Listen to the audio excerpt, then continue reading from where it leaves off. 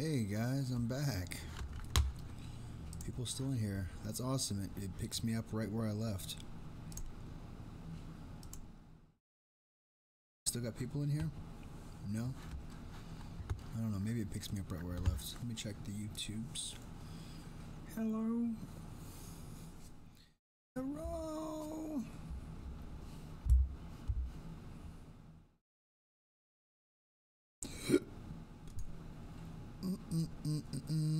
Hey, I am back. I guess it's kind of just picking up where it left off. Let me see here.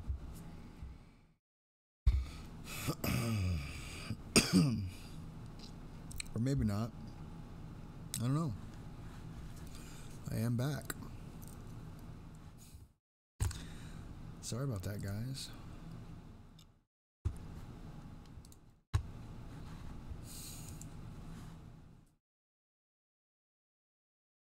Yeah. I don't know. Now's the time in the stream where I brush my hairs and something falls on my foot.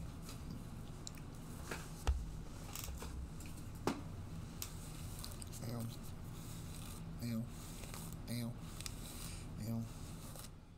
He thinks I didn't use enough conditioner in my hair. Turn your volume. Just kidding. Is that better? Gotta fix the hers. I mean, let's be honest, that's more than half the reason y'all are here. Oh, that looks terrible.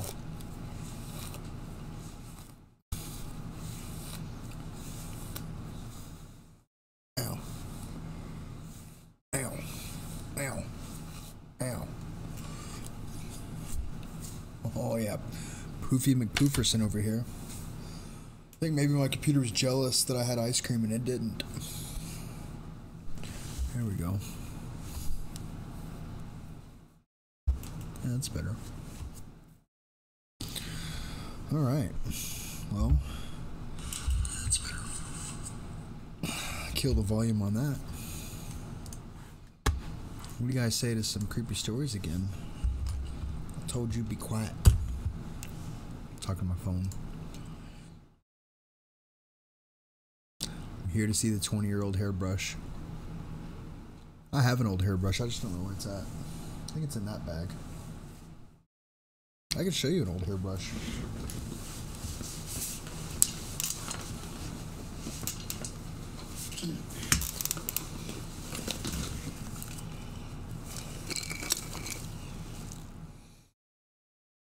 No, I can't.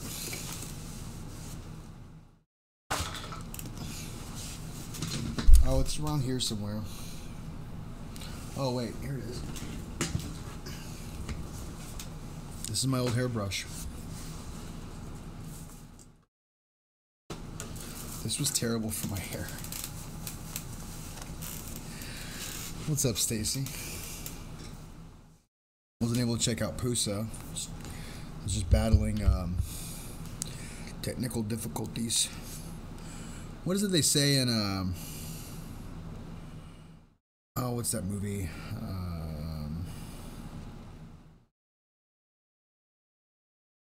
The one where everybody's stupid idiocracy.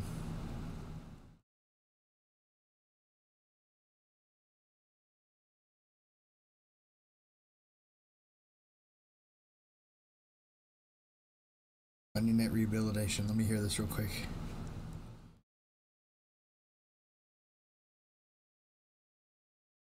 Ow. Ow. Yeah, that hurts really bad.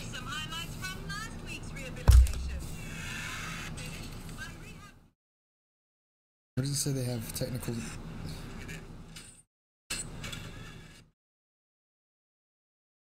No, that's not it. Technical difficulties. I'm trying to remember what he said, actually. It was like a funny thing. Like, oh, we're having technical difficulties. But it was like a funny way he said it. I don't remember. People still there? Are you talking? You're not talking.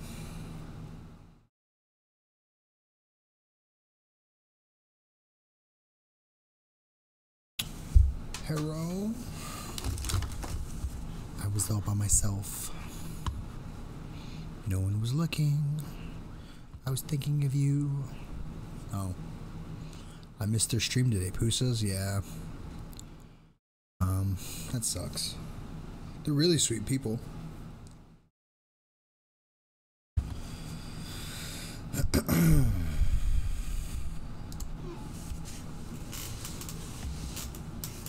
You're listening to me as well as talking on Skype.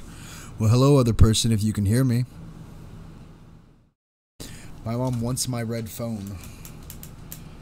That's not creepy. Why? My mom said she wants my red phone. I don't know.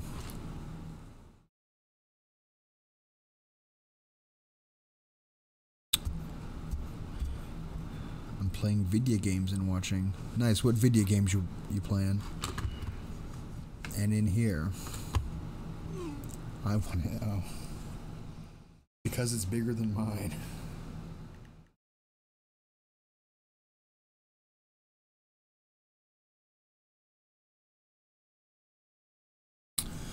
I guess my mom gets dibs on my phone. Whatever. Did you guys see that? Oh, I gotta see if I saw that. Dibs on my phone. Wait.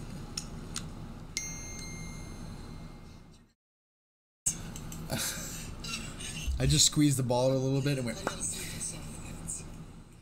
Oh well, I'm drinking out of the Shrug bottle now. I have water right there. Shrug bottle, you stay. You done goofed. I did done goofed.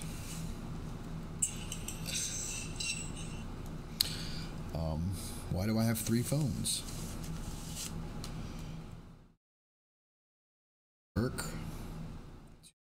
Or mine. Duh. Why else would anyone have 3 phones? I totally saw it. You didn't see the full thing. You saw like part of it. I wish it would have showed. It was. I'm not doing it again. It was really cold. The Stranger Ritual. What a knockoff. The original. Seeing the other story you wrote. You have a problem with that? On YouTube. I'll do a video on YouTube. This pasta was beautiful. 10 out of 10. Really loved it. Good story. Really? You gonna make noise now? About to shut off the light? You wanna knock that off? Appreciate it.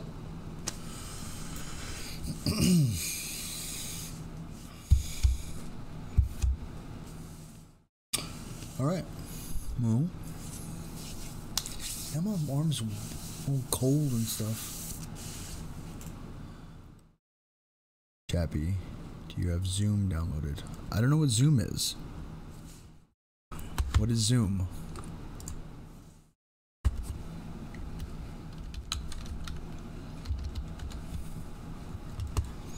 Video conferencing? No, I do not have that.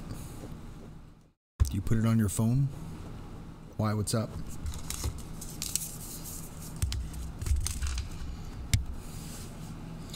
It's another version of Hangouts. Oh. Oh, any newer than 6? Yeah, my 7, but it's fried.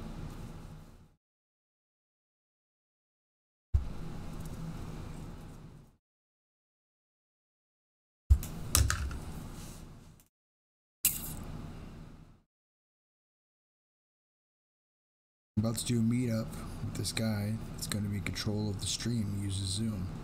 Oh. Yeah. 3 iPhones. Mom, I'm streaming. And explaining this. Can this wait?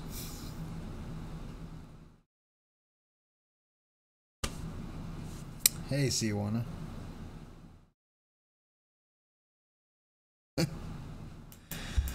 I wonder if my mom's in here.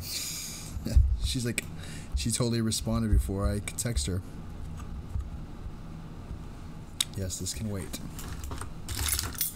But Mom, if you're in here, I will gladly send you an iPhone. But give you a quick story.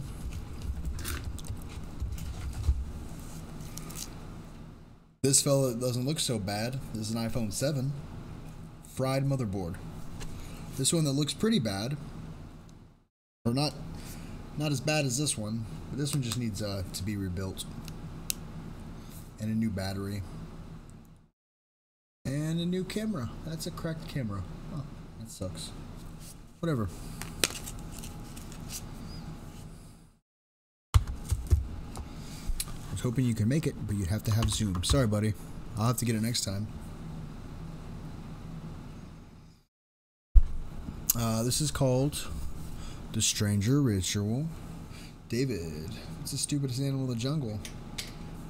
Oh, I was going to say the koala bear. She's got an iPhone X. I'm liking it so far. I don't know if I like all the gestures. Like on the left side and the right side, and then you get it with the... I like having a button. And I got used to the button, no button. If you guys don't have an iPhone 8, it's basically a touch sensor that goes... meh, meh, every time you touch it. I have a Galaxy S8. Oh, I think I have an S6 for my work phone. I don't know. Let me see. Yeah, it's an S6. Did you just sign in? I'm going to turn you off, work phone. Turn off. Shh, go to sleep. Go to sleep. Go to sleep. Let's try that again. It's a dinosaur. I bought my mom a new iPad. Now she's a tech monster. Jeez. I'll see what I can do, Mama. I promise.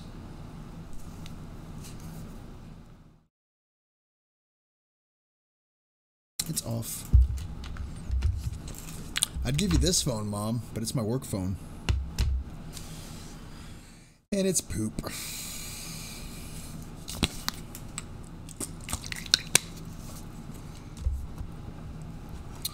But, yeah, so, we're going to read stories now.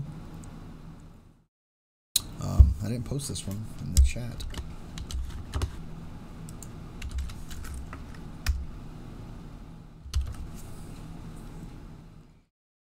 I have an iPad Air. I think that's what I sent my mom. I don't know. Whichever one does Wi-Fi. The Stranger Ritual. You ever hear of the Stranger Ritual? No? Well, perhaps that's good. Perhaps you're safe for not knowing, and perhaps I shouldn't tell you. Seeing as how this ritual can be a little dangerous. Dad is live. Still want to know? Very well. I'll tell you. Go to Dad's stream, tell everybody to raid me.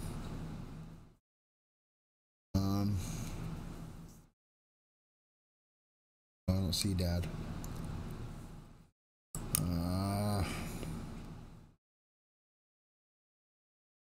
I don't see Dad on he's one of my subscribers, or I'm subscribed to him. Oh, there he is.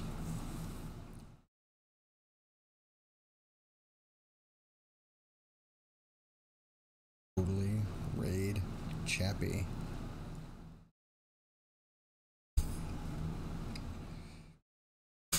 We'll see if that works.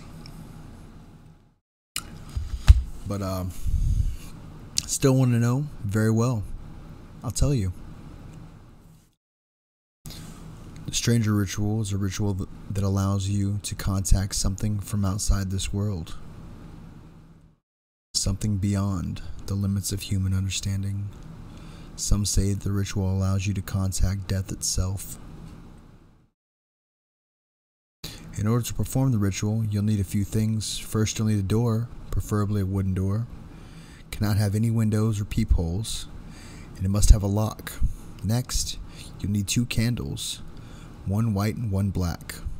Then you'll need a gift. It's important that the gift not be something you have a personal connection to. It is advised to offer something you have bought on the day. Candy seems to be a wise choice. Then you'll need a piece of chalk or some other writing instrument. Chalk is probably the best choice. Finally, you'll need a photo of another person. Has to be one you've taken yourself. The more recent the photo, the better. Cannot be a photo of anyone from your immediate family. You'll need to wait till night falls before you can do the ritual. And although it can be done at any time of the night, it is more likely to succeed the closer it's done to midnight. Write the word stranger on the door you're using. Then place 2 candles on either side of the door frame and light them. Now make sure all the curtains in the house are pulled, all the windows are closed, all the mirrors are covered, and all the lights are turned off. You must also be alone in the house to do the ritual successfully. Stand in front of the door and place your gift just outside the range of the door, so that when it opens, it will not hit or knock over the gift. This will also make your safe zone. Make sure the door is closed, then knock 3 times. No more, no less. Then wait. If you hear 3 knocks coming from the other side of the door, then the ritual was successful. Open the door, but do not fully open the door or look inside. Look outside. Open it a little, and then turn around and stand behind your gift, facing away from the door. You should hear the door open fully, and you'll feel the stranger's presence. It will feel wrong, like something that wasn't supposed to be there. Stay calm. The stranger is your guest, so you do not have to be harmed. So you will not be harmed. Under no circumstance must you turn around or look at the stranger. This is important. Some have dared look at the stranger, and the ones that survive go completely blind or completely insane. But they say that the stranger's presence never goes away. If you look at the stranger, then the stranger will never leave. If the stranger approves of your gift, then will ask your name. This is when you must look at the photo and say the name of the person on the photo. Then wait until you hear the door close. Once the door is closed and you no longer feel the stranger's presence, you may turn around. If the ritual is successful, your gift should be gone. You must lock the door. Do not unlock it until sunrise. It will prevent you from entering the stranger's world or anything from getting in to this one. You must also wipe the word stranger from the door and burn the photo you used. If you are too frightened to complete the ritual, simply apologize and ask the stranger to leave. Wait until you hear the door close, then turn around. Wipe the word stranger from the door and lock it. Do not unlock it until sunrise. Should you do this, never attempt the ritual again, as the stranger will not be happy. Over the next 3 days, check your obituaries. If the ritual is successful, the person's name who you gave the stranger will die. Although there is no consistent cause of death, heart attack seems to be one of the more common causes. It is important to make sure that the photo you use has been burned. If it's not been burned by the time the victim is dead, then the image will fade, and its place of an image you will appear.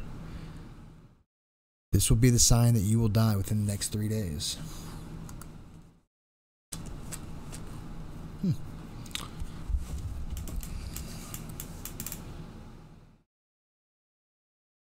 What?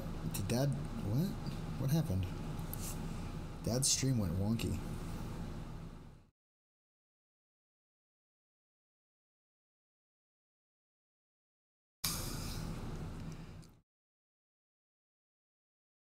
Civ, tell people to raid me. I don't know if Civ's still in here. Oh, okay. Oh, I've read that one.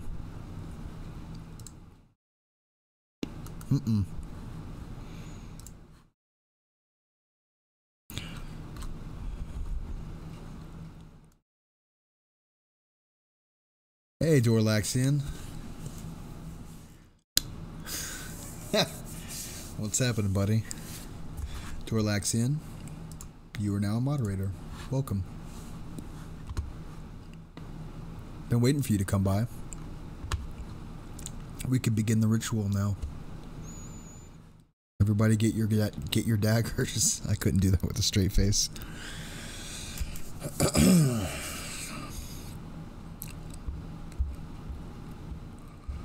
me see if oh,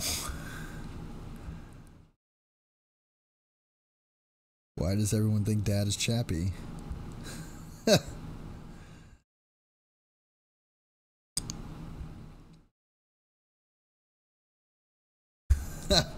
You guys are funny.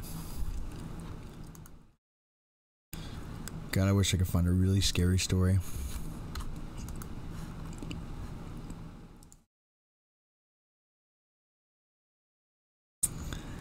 Just something that just drags people in.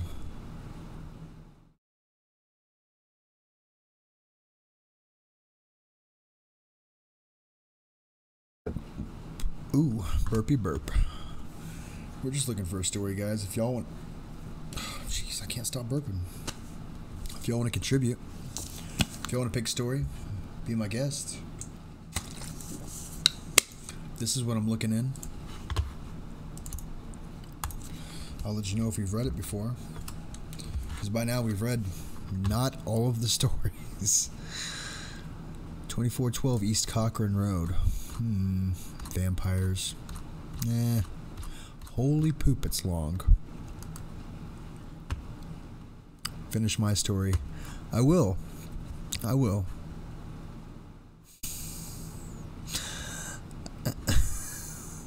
I will one day. Sorry, Holly.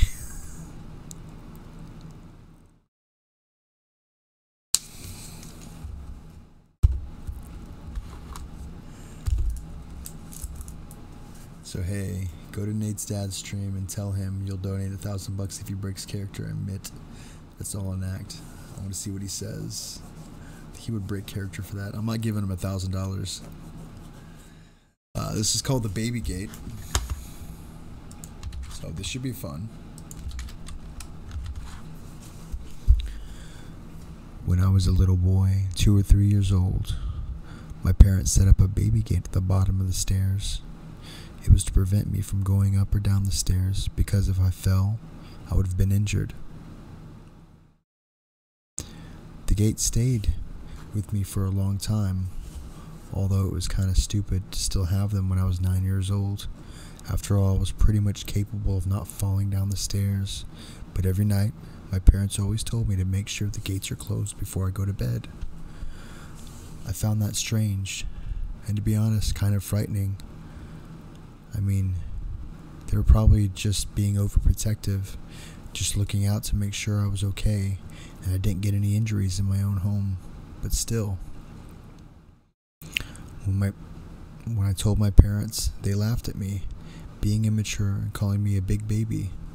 One night, though, I decided to get a glass of milk from the kitchen downstairs.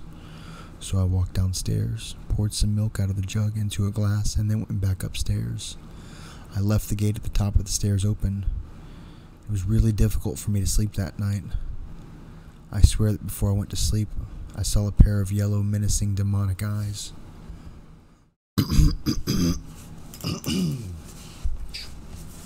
I had a nightmare that night. It was that my parents had been murdered, and I was standing over their tomb. Everyone's crying. All I could hear, though, was crying of a baby, getting louder and high-pitched every few minutes. I woke up and smelled something putrid. I rubbed my eyes and stepped out of my room and smelt the smell. It was coming from my parents' room. I walked in there and I could see the blood all over the room. My parents' heads were cut off, but I could hear something. It was a baby crying, like in my nightmare.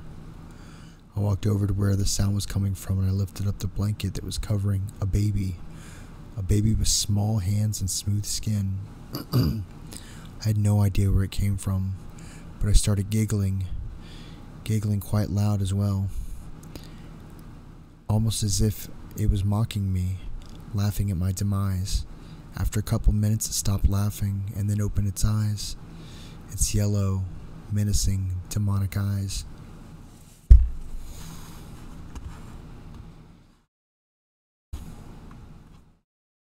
Aw, it was a baby.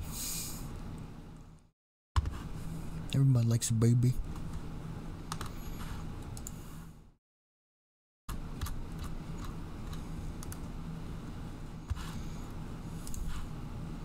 I think a couple more of those people should peel off and subscribe to me. Oh, it's fine. It's fine. I'll be fine. Maybe I should not act like myself. I'm not listening to Dad. Is he actually talking? Hey, Crips. Welcome back, buddy. Did you hear the baby story? It was a baby. Everybody likes babies. Even with yellow demonic demon eyes. I mean, you know. But a baby's laugh, you know.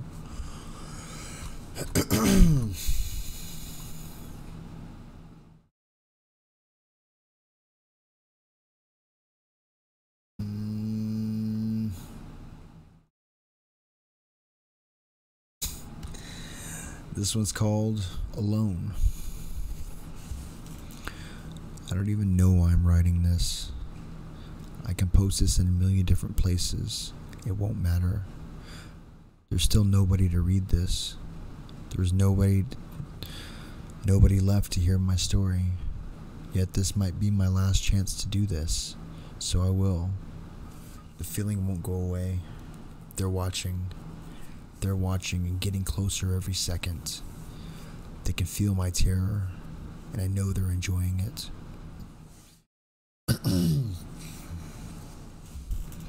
It's been about 4 months since everyone disappeared. I woke up one morning for school. I immediately noticed the time. School started 3 hours ago. Must have hit the alarm clock, still half asleep, and fallen right back to sleep. It happens to me sometimes. Why hadn't my parents woke me up? They probably just went to work early. The first time I started, I noticed was the first thing I noticed was the station. Poor writing. I usually take the train to school, since the fastest way to get there. I didn't see anybody on the way to the station, but I lived in a rather quiet area of town. I quickly dismissed it. It happens. When I arrived at the station, I noticed there was nobody there. It was odd. There should have been at least a few people waiting for the train. Even at this time of day, I shrugged it off as an exceptionally slow day. It happens sometimes too. I waited for a good while, but the train didn't come. I don't remember how long I stood there, but I grew increasingly frustrated.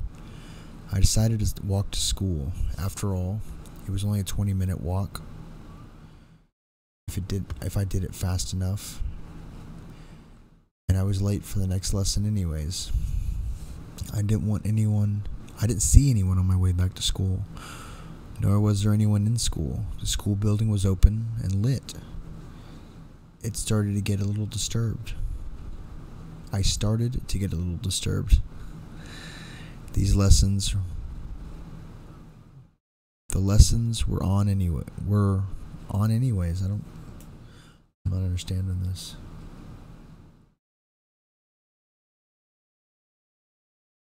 Just read them a number. But the classrooms were empty. Every single classroom in the whole building. Some doors were open, some closed, but there was nobody there. I tried the teacher's lounge and it was empty. I even recall the smell of fresh coffee in the room. I tried calling one of my friends to ask what was going on. No answer. The phone rang, but there just wasn't any answer. Hey, Dirty Birds, what's happening? What's up with the colors on Dad's thing?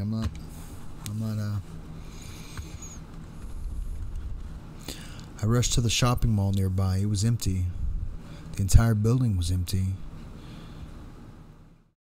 It is normally bustling with life.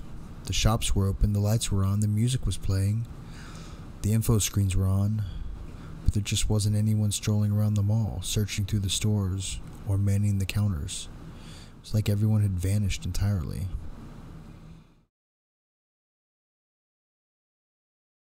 I tried calling my parents, no answer, the whole day. I did not see a single living person. The only cars I saw were parked ones. There were no animals either. Everything was just dead quiet, but everything still worked. The shops were open, the lights were on, the TVs worked. There just weren't any programs. Even the internet was there. Every site worked, every chat room was open. There just wasn't anyone there.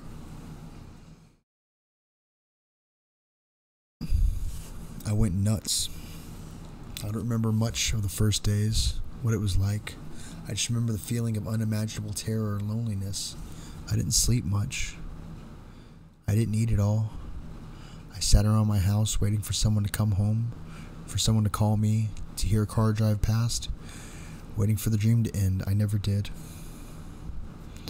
I eventually gathered myself and I told myself nobody was coming. I had to get up and at least eat. Eat I did. Ate everything I could find. Had the date expired or not, I ate and cried. I was alone. There was no sign of anyone. No sign anywhere that there was a single living person anywhere else in the world. None of the TV channels showed any programming. Some just showed the same news screens over and over. Nothing on the internet updated. And nobody ever logged in anywhere. Nobody ever even answered the phone, yet everything just kept working. The power never went out. The lights were always on. The traffic lights worked. The stores were open. The music played where it had always played. But everything was still empty. I eventually grew accustomed to it. It took a while, but I started going out. At first, I tried visiting friends, looking for people, anyone. I soon gave up. Before long, I realized that I needed more food than what we had at home. I started looting grocery stores and just what I needed at first. Then I went home and I ate it. Before long, I started looting other goodies such as candy and drinks. Maybe a month was gone, and I had come to terms with my life. The fact was that nobody was here in the world, so I made the most of my life. I started to have fun, the kind of fun you'd imagine doing if you had the whole world to yourself for a day. I pillaged through every store I could think of, stole everything I could get my hands on. I slept at beds in furniture stores and played games at the biggest screen electronics stores. I broke every fine piece of china I came across. I rampaged through the malls, leaving behind a trail of destruction. I missed my old life, but made the best of this one. Maybe a month had gone by that he appeared.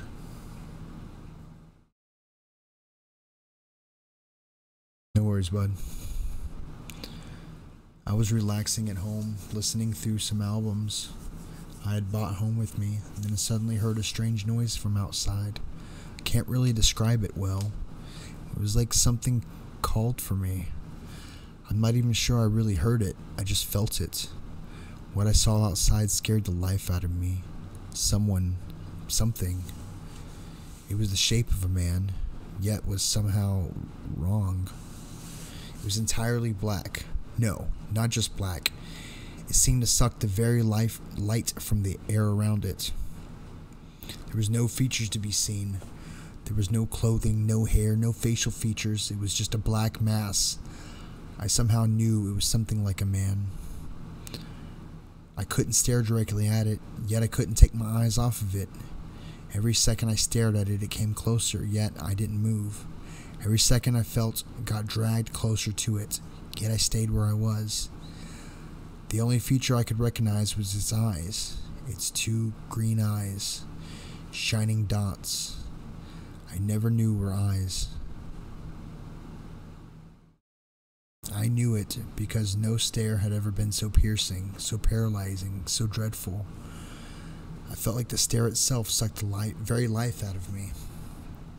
It spoke to me, not with words, not with signs or gestures. It looked at me and I knew what it said. You're not supposed to be here. I woke up. A day had passed, maybe two. I can't remember for certain. I woke up screaming, sweating from my own bed. It was a dream. It had to be. I was alone. There was nobody else in the world. How could it have been anything other than a dream? I went on at first. The dream kept bothering me. It felt so real. Was it? No. It couldn't have been. With the days, the memory started to fade. The moments started to feel more and more dreamlike, so I thought nothing of it. I even laughed at myself for thinking it was anything else. Yet there was a constant feeling of pressure in the air. It was like a coming storm that never came. Sometimes I barely noticed it, but sometimes I couldn't even think properly because of it. Yet I went on living. Today it happened again, the feeling. It called to me. While I was drifting to sleep, it called to me, told me to come to the window. I was too afraid to move, yet still, my legs slowly took me there. An unimaginable feeling of dread and despair came over me. Tears flowed from my eyes and feet, unwillingly took me to the window.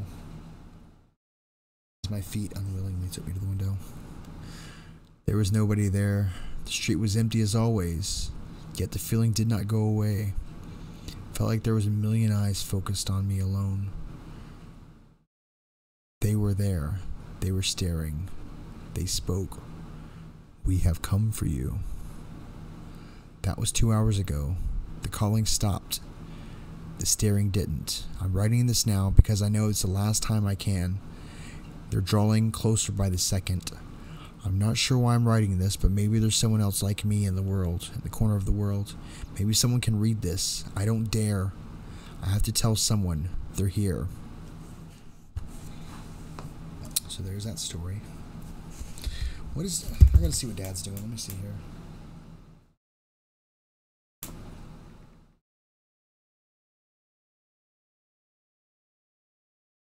Cheryl loves Dad.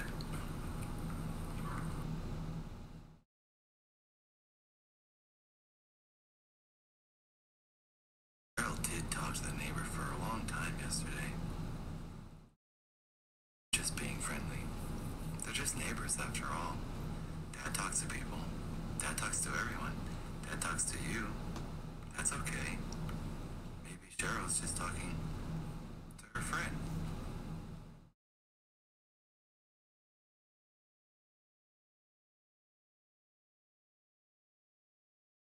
Dad is just friends with Diane.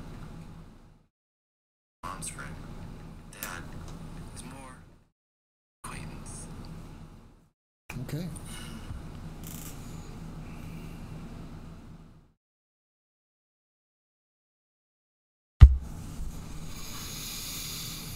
Amorphous. It's a short one. It's pretty good too, from what people say. Dad's being creepy, and I'm the one telling creepy stories. I don't know. Nathan's being a troll. He figured out he can troll people. And he makes way more money doing it like this. And how many freaking subs does he have now? Only 2.1k.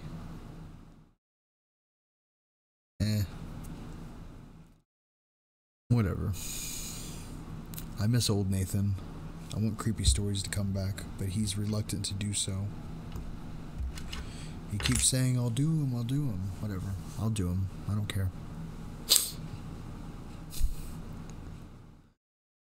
Dad subs? Yeah, it's Nathan Barnett. We love you more, Chappie. Yeah, I know.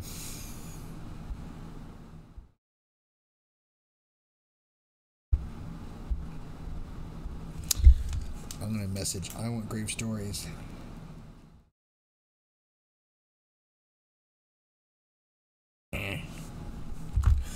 Anyways, so this is Amorphous.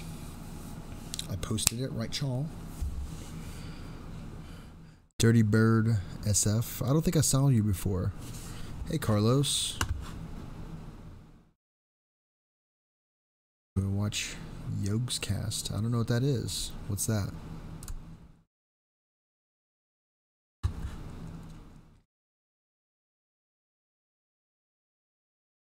I know.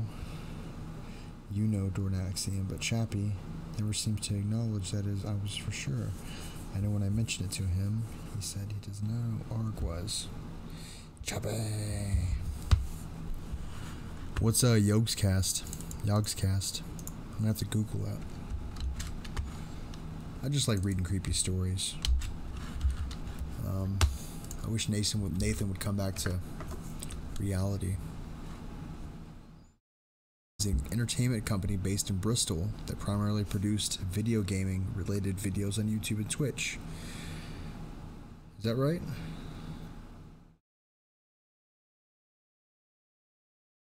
Oh, I don't know. I don't think so. Hey Carlos, what's happening, Bubba? Yeah, I see that. They're actually pretty popular, I guess. I am not so popular. I'm getting there. I'm trying.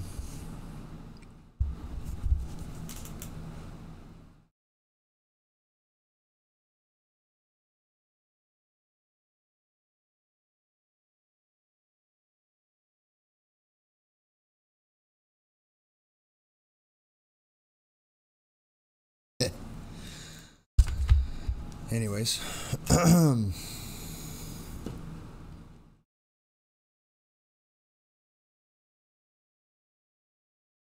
Dad said your head doesn't work. Well, I just sent a message and I said, wait, what did I say? Bye, Dad. Let me know when Nathan comes back. And I did a cry emoji. I think Nathan wants to live a creepy story, but he forgets who his friends are. Maybe not. He's having fun with this, and I'm glad. And he never breaks character. That dude is good for character. You see some of the stuff that his old characters have done. You would know. Anyways, this is Amorphous. I gave the link a little while ago. I'll give it again.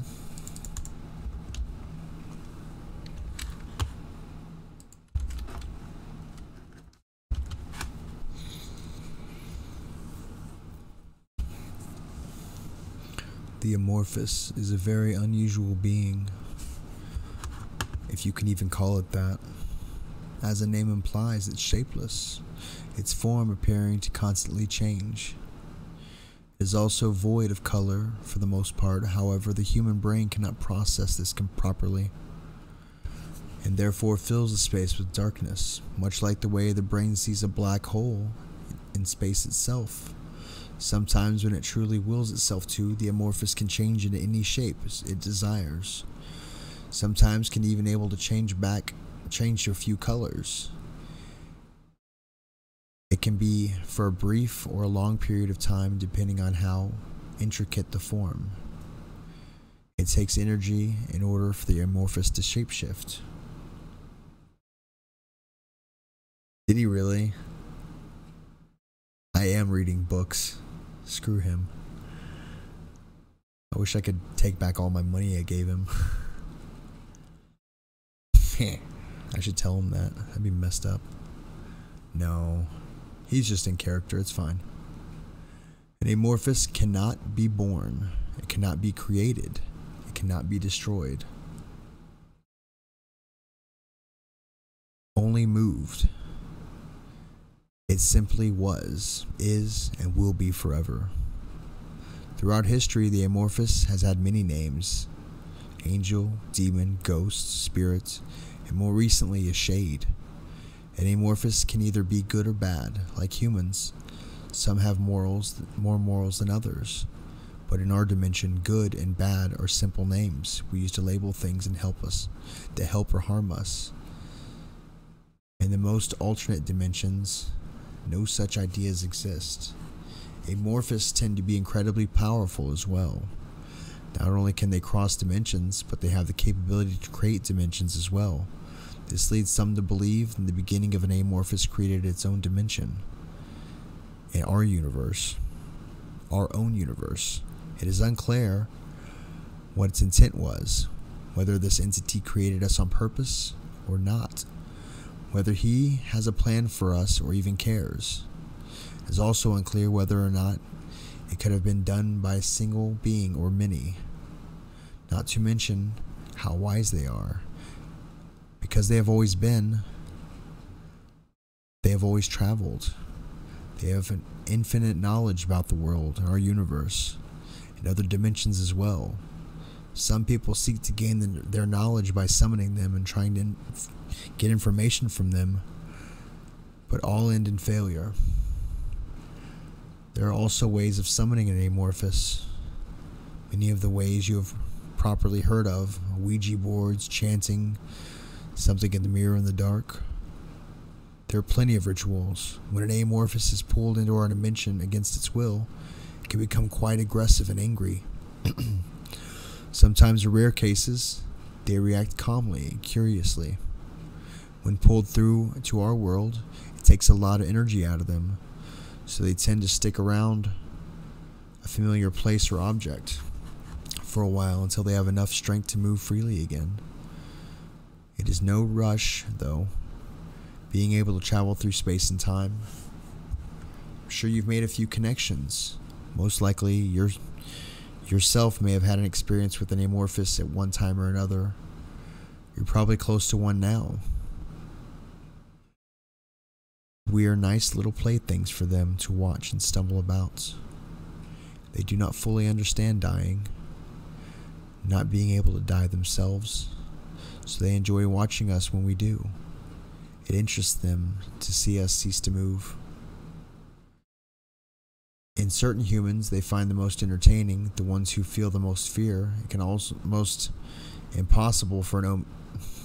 is almost impossible for an amorphous to feel fear. Nothing threatens them. Although they are all-knowing, they never understand firsthand what fear feels like or what death is like. This plagues them. So many of them watch us and wait to watch us die, hoping to learn something. Sorry. A few grow very, very eager and try to speed up the process.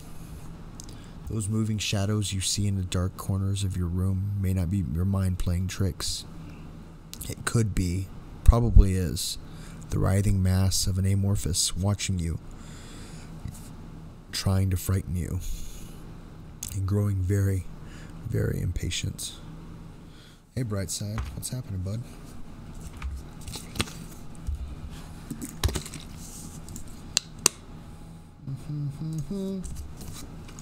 How you doing, Harold? Is this the new Pet Cemetery screening? It should be. Harold hasn't tried talking again, has he? When I'm reading, I can't mod people. Oh, just reading some stories.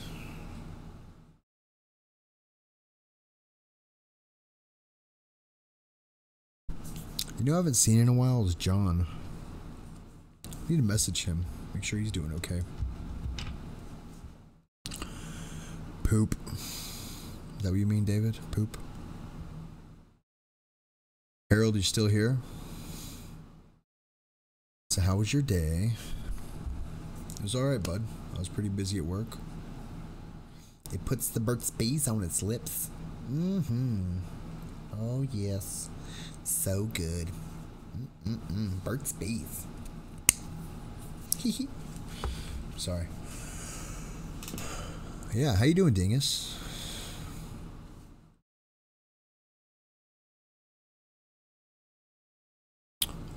Who's still here? I don't know how many viewers I have because Streamlabs is not good for that. 8 people. Yeah.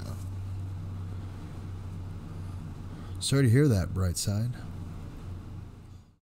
You think this is a creepy voice? Wait till you hear it at night, coming from underneath your bed. Hey, let me up. Let me up there. I'm scared down here. You want to see what I'm scared about? Look at me. Hee. Yeah, that'd be pretty creepy. Okay, I can see that.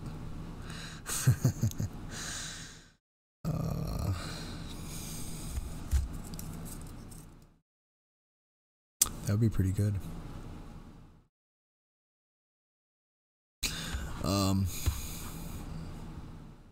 I would move out. Nightmares? Yeah. I feel something at my feet right now. It's weird. I don't know. My imagination or amorphous or maybe it's me just trying to get out. I just want to hug y'all to death. That could be your new character. I would fart on the person. Oh, I think you'd probably more than fart if you heard that coming from underneath your bed, bud. Let's be honest. You'd poo yourself. Where did my wire go? It's my little fidget thing.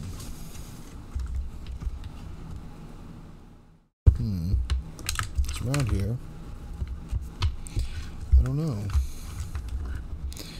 Oh, there it is. Found it. It's a defense mechanism. You would poop a house.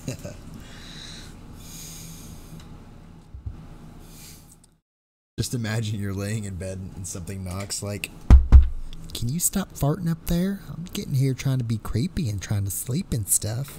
There you are, just pooping yourself. Maybe you need to go to the bathroom.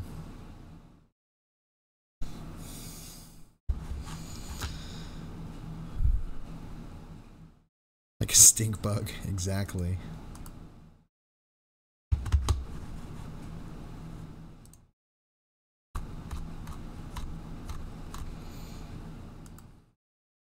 We got 10 people in here. I mean, that's not too bad. Call the alley's voice. Oh, you're not doing that crap again, are you?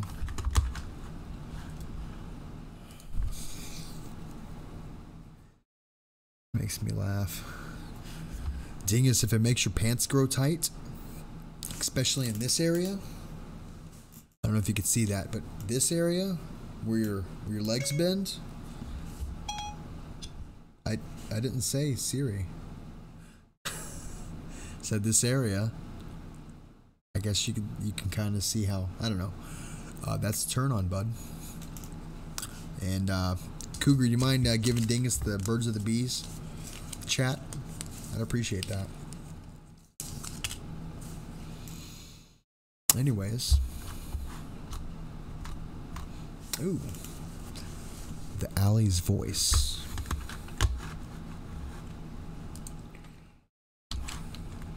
This is another story. Oh, poor Cougar.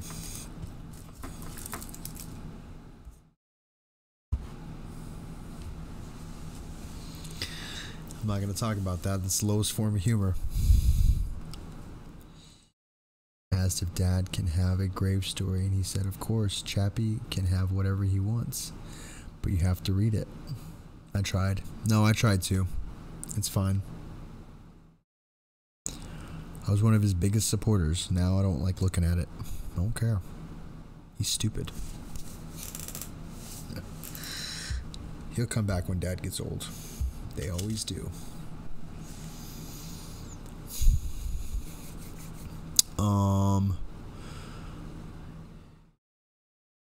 He can give me the Birds and the Bees talk. Who, Dad? Anyways, it's okay. It's okay.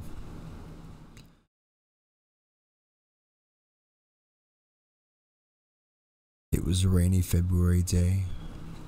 I was walking down a lengthy dead-end street back to my fiance's apartment. I was passing by an alley when I heard something. I stopped and looked into the deep, man-made chasm. Hello? I said. No response. I took a few steps and continued walking, whistling a cheery tune. Then I heard it again, in front of another alley. It sounded like a whisper. Who's there? I swung around, dropping the pizza box after thinking about it. I took another step into the alley, then another, and then another, until I reached a brick wall, with an oozy green substance dripping down the end of it. I turned around, making an occasional glance to the side of the alley, and then the other. It was littered with garbage and dumpsters, which were pinned up to stairs leading to one-star apartments. I never understood why anyone would live in them. Because they can't afford better? Hope this person dies. Picking up my pizza, I heard the whisper again. You're too late. I whipped around, staring deep into the alley I just came from. Oh, from where I was. The oozing brick wall wasn't visible. I could only see as far as the old light illuminating part of the hazy building next to door 24. "What do you want?" I shouted, gathering a group of glances. I clutched the pizza box tightly, not sure what to expect next. "Open the box." I looked for every possible location the reptilian voice would be. The Victorian-style windows, the cracks in the walls in the alley, even the drain vents in the sewer holes. No one. The only people around me were the few poor souls who were also walking on such a day, and they were staring at me. I loosened my grip on the rectangular box and removed the tape I placed around it. Holding it tightly shut, tearing off some of the cardboard along the tape, I gripped the circular tab on the box and started to pull it open. With little resistance from the scraping cardboard, I peered in, looking at the pizza. The pepperoni shimmered in the rain, and steam rose, hitting my nose and condensing on my 5 o'clock shadow. Nothing from the box popped out at me. That was a good sign. I started counting the pieces in the shadow of the box. Counting the pieces in it, and the shadow of the box did not hide. 1, 2, 3, 4. I slowly opened the box. 5, 6. I opened it more. Nothing. There were 2 pieces missing from it. I slowly wiggled the box shut. Needed to push the cardboard flaps into their place. I raised my head, glaring into the alleyway. "You wanted pizza? You could have asked." "No, I couldn't." I tried to pinpoint the location of the voice so I could see who was talking, but it seemed to have radiated from the alley. Okay then. I really have to get going now," I said, creeping away from the alley. A crowd of people gathered, started shuffling to allow me to get by. I hunched over the box I was clutching and picked up the pace. The voice in the alley spoke again. "Thanks for the pizza." That wasn't that creepy. Kind of funny though.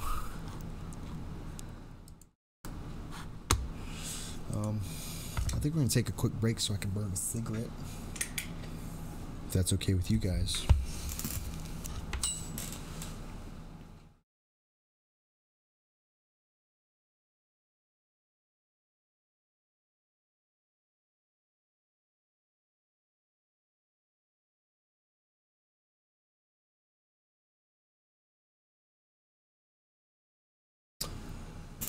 Could you do an ASMR?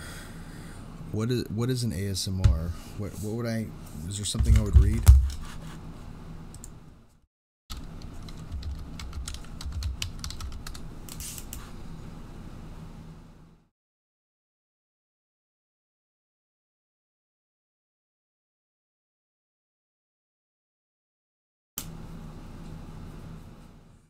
A creepy story. Bought a king-size duvet from the charity shop, and I brought it home and washed it and dried there, put it in the bed. That later, when on the bed settled, and I heard a man's voice saying I needed the toilet. I was the only one in the bedroom as I was alone.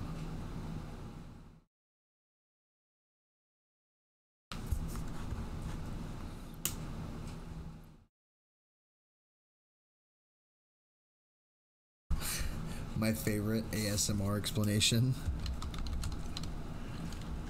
was from Urban Dictionary. Acronym for Autonomous Sensory Meridian Response. And someone says, that tingling feeling you get when someone says Mafusa. Or the chills. People always use such a long definition, but it's the fucking chills, okay? I love that so much. That's my favorite one.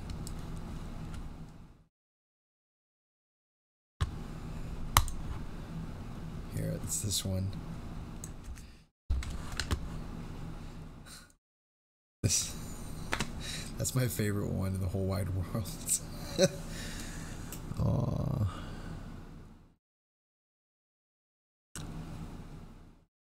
That would be creepy if you heard someone say that.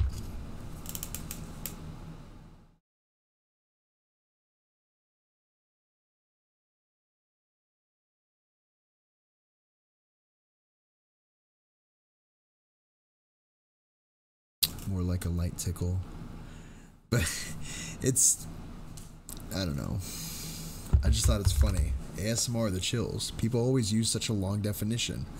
But it's the effing chills, okay? I got ASMR when I realized people didn't know how to shorten their answers to the fucking chills.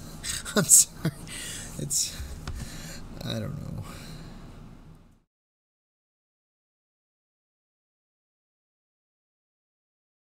Yeah, it is now, but not at the same time.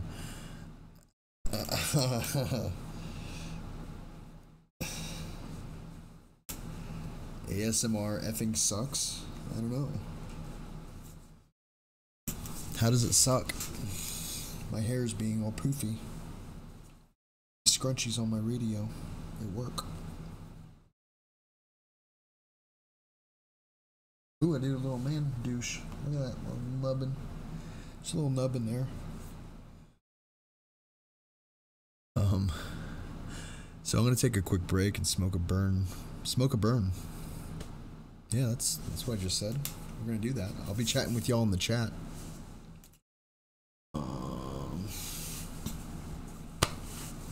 Yeah. So AMSR. I always mess it up. I say ASMR, AMSR, ARMS, ARMS. Oh yeah, it's ARMS. That's what I'll just start doing.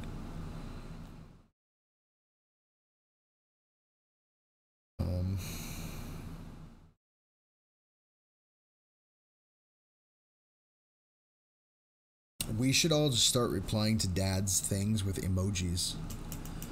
I can see if it didn't work on you, I'd seem dumb. But I find it fascinating the audio can cause a physical response at all. Like if it's what I think it is, it's like when I see orchestra, flash, you know what I'm talking about, when like a person like sets up a violin and then an oboe joins another violin, some drums, and a flash, whatever you call it. My brain just shut off. Alright, I'm gonna be with y'all in chat. Stand by. What is this? I don't know what that is. Image 6 can go away. Alright.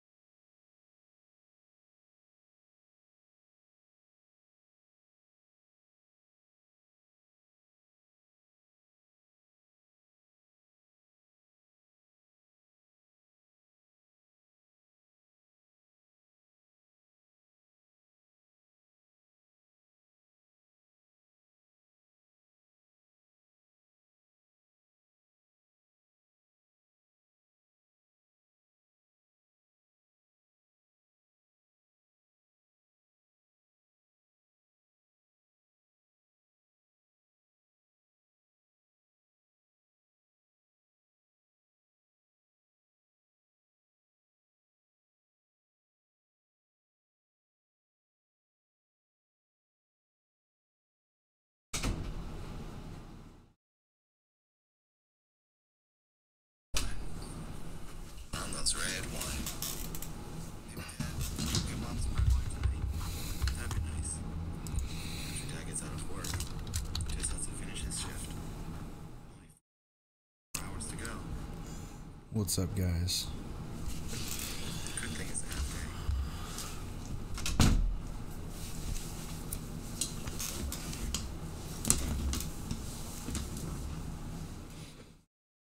I look like a leprechaun. Argy arg. I look like a cougar.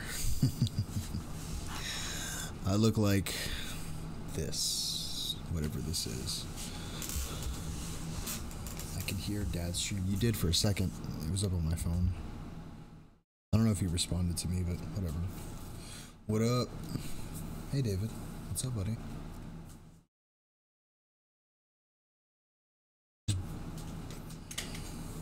Just hating on Dad's stream. It's stupid. I don't care.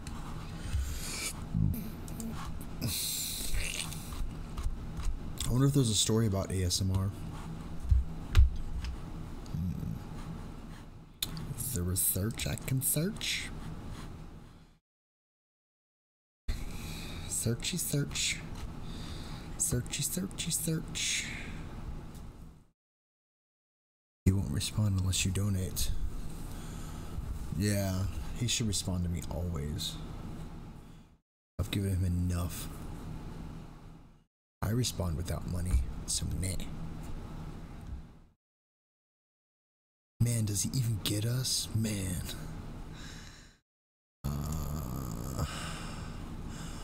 Add a new page, explore, no. Wonder if there's a creepy story about ASMR.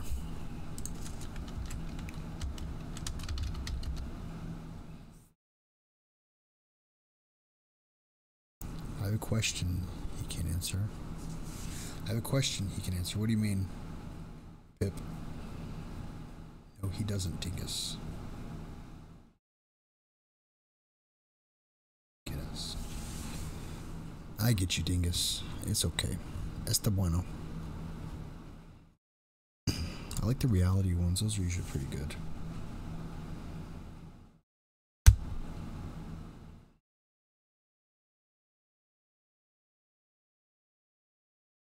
How about that?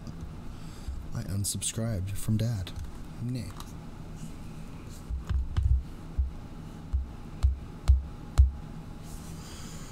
Pip is talking about Dad. Yeah, I know she is.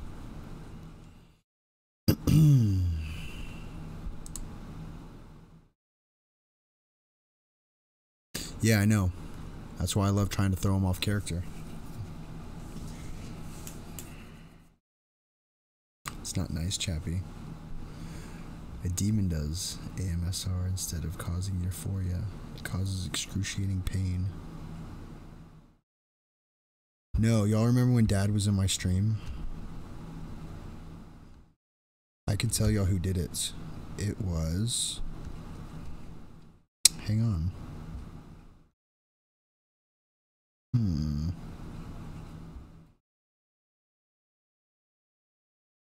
Nope.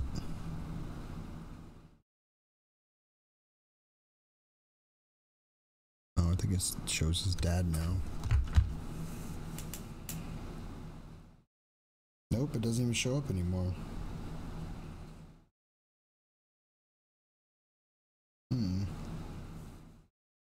It was, I'll tell you. If y'all want to know. Oh, it was Streamlabs. Dashboard. Y'all want to know who Dad was when they were in my chat?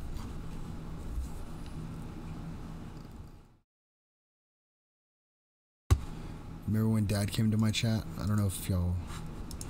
Oh, I can't tell if my mic's wigging out or not. Hang on a second.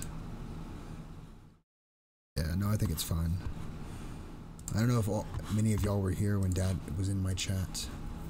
But the person playing Dad originally was...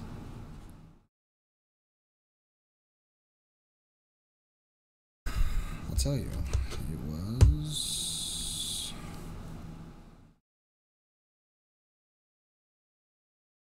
in my mail. No, not all inbox. crazy. Streamlabs.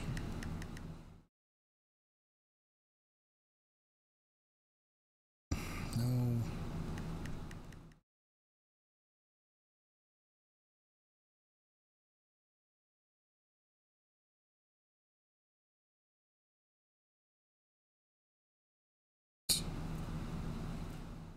I'll have to find it. I'll let y'all know.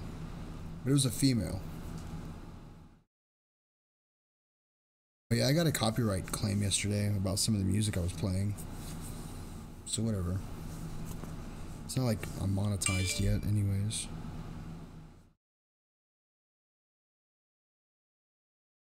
Yeah, Pip, that's what I was talking about. Gotta remember what my email says when someone donates. It's something.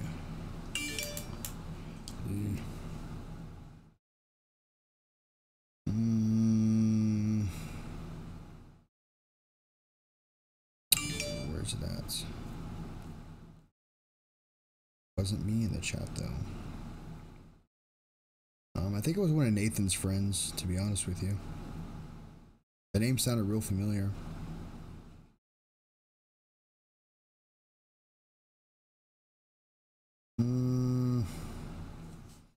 Used to get emails about my donations, but hang on, they were yesterday. I got donations yesterday.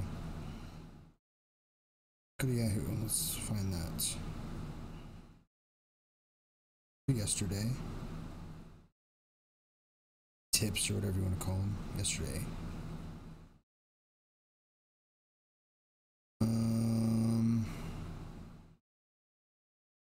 Oh, PayPal. Here we go.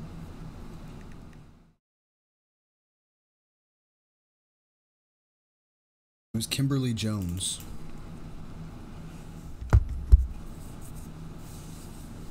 That's right.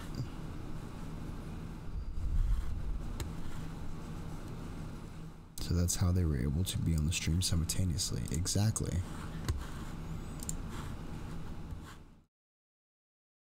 So, nah.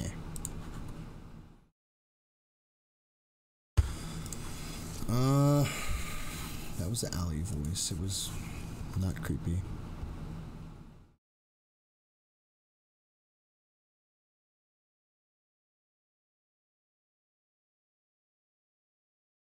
I reread your damn message.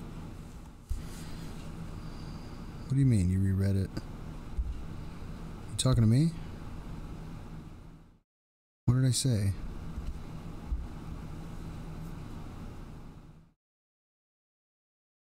No. I just took muscle relaxers for my knee, so I apologize if I zonked out. No worries, buddy. I know your knee's not so bueno. It happens, man. Flexerol is a sumbitch. This is an old one, I guess, but people liked it. They called it Lovecraftian. This is called Blackness. We's gonna read it right now, but I'm not gonna read it in this voice with the Burt's Bees. Need to update myself on the Burt's Bees.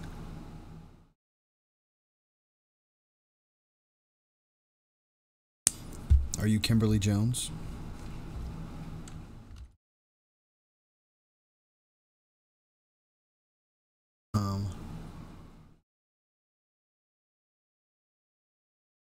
No, I don't think it was you. Because you show up something different.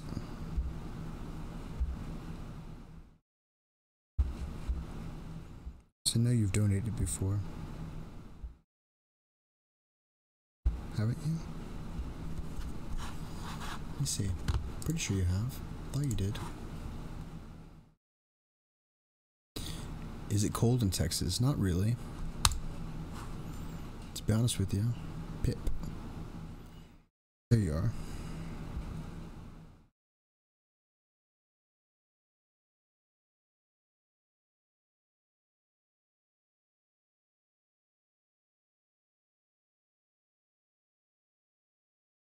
Oh, there we go.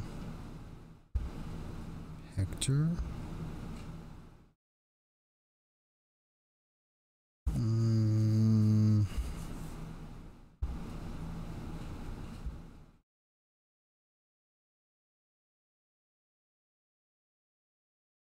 Tip, you didn't show up.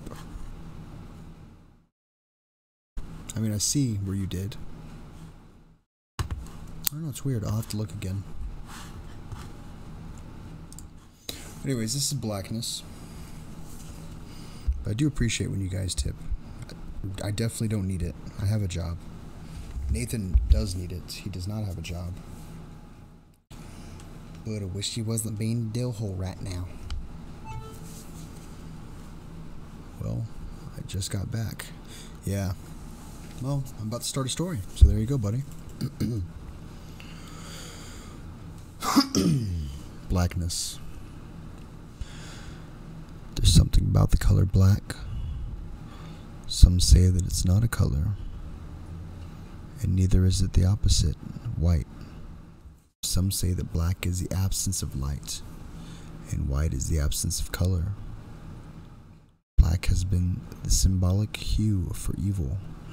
Perhaps this is due to the fear of darkness humanity has long been embedded with.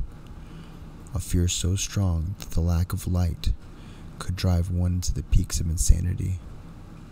Long before civilization, long before the great efforts of making tools, man had braved the blackness of infinity, the night, with only the moon by his side. And yet the fear we feel inside of the darkness, the night, is but a sliver of reality. For the night has been the home of the stars in the sky, and the only blackness we see is the blackness due to the absence of daylight. Taking one moment to close one's eyes would reveal blackness skin deep, for the light could still penetrate the eyelids.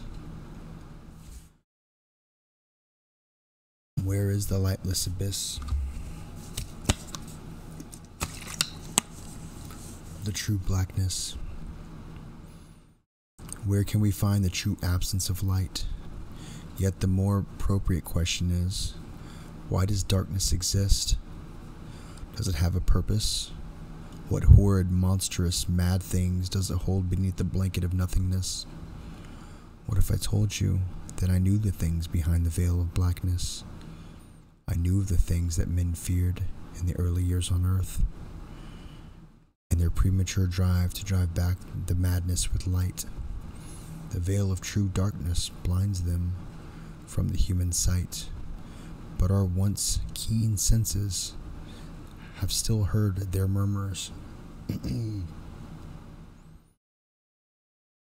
now multitudes of secret worshippers long to hear the whispers of the sleeping insanities, longing to reach the state of euphoric lunacy, forever chanting, forever praying, until the stars align themselves to their rightful positions. For the veil that separates madness to sanity can only last for so long. What if I told you that the date everyone has coveted, the date that has been marked long before the first Europeans settled the New World, is the day that the stars will finally reach their alignments? You would tip your hat and say goodbye once the world's reached your ears. But I know what I saw. I know the numbers. I did the math. I studied the stars, as the minds had done before me, and I knew then the blackness wouldn't matter anymore. It's like a really old one.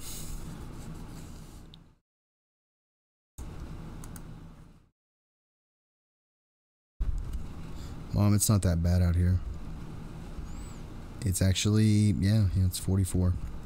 It says 44. It's probably like 50.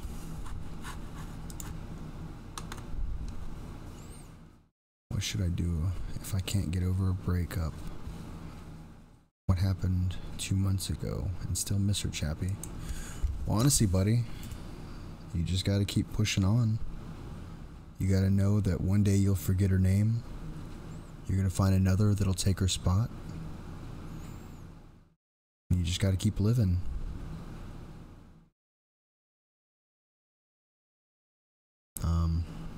Girls, boys, we just break each other's heart all the time. Unfortunately, that's a price for feeling probably hurts right now, but you'll get over it. I know, buddy. You just gotta keep living and do what makes you happy. Just be yourself, and life will go on. Well, you don't have to. But one day you're going to look back and think, what was her name? Who is that one that was a B word all the time? Or you're going to have another person that you care for that you're going to care more about than the last one. So honestly, if not, you'll just be without anybody and you'll forget about those people. Like, I have you guys. I have fun with y'all.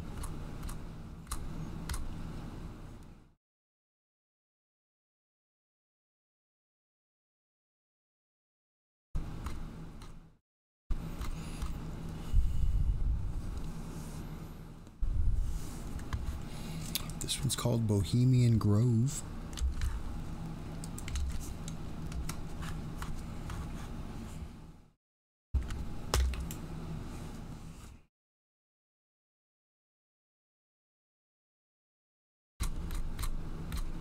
If y'all know what that is,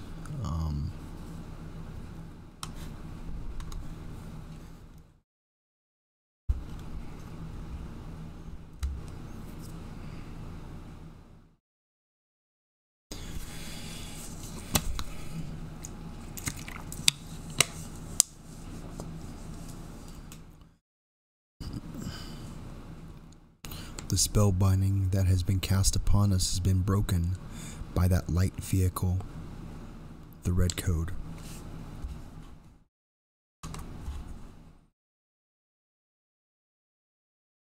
Oh. It's another, I don't know what it is.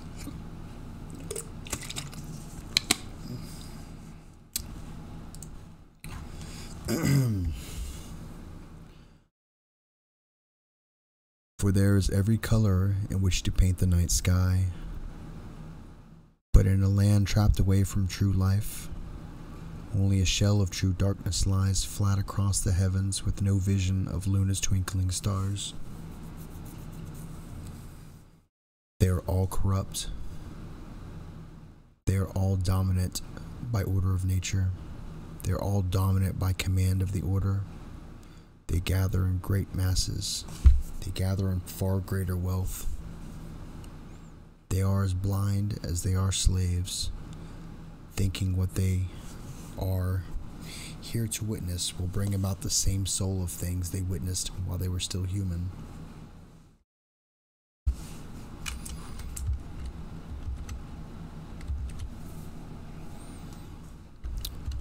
I would say sorry, Stacy, but you can't hear me.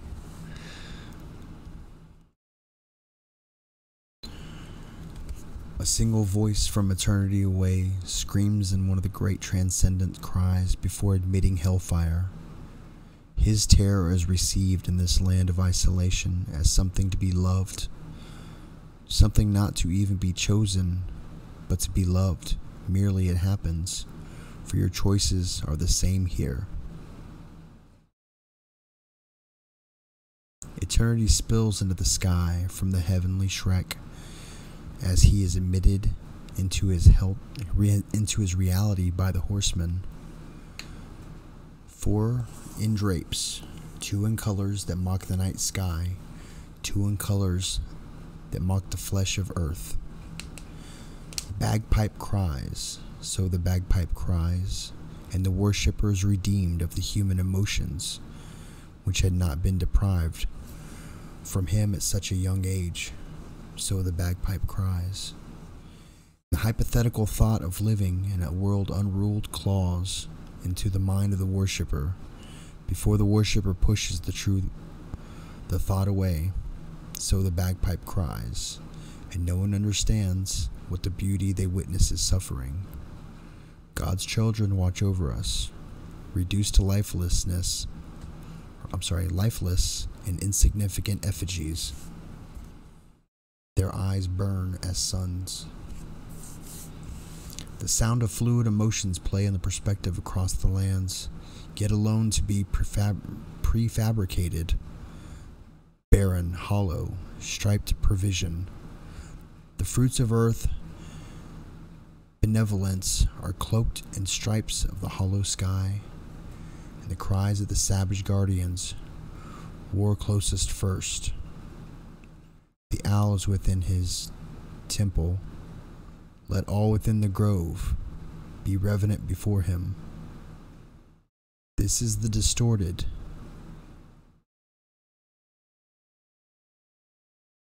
inflated, it says inflated, gravestone standing short, self-hatred, intimidating and powerful against the current of blue, polluted liquid life. The dust of the admittance of the witnesses to eternity's chronicle mix in the life liquid. Chronics mix in with the liquid life and desecrate the already soulless feet standing there.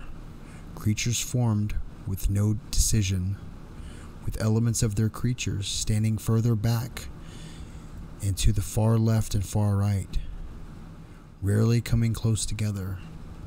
Some are made of ape, some are made of bird, some are made of reptile, some are made of insect, but the rest assured they are originated of man, and you see this clearly and immediately. No light aside from the hellfire burning natures penetrates the intense cloak of nothingness. Lift up your heads, O ye trees.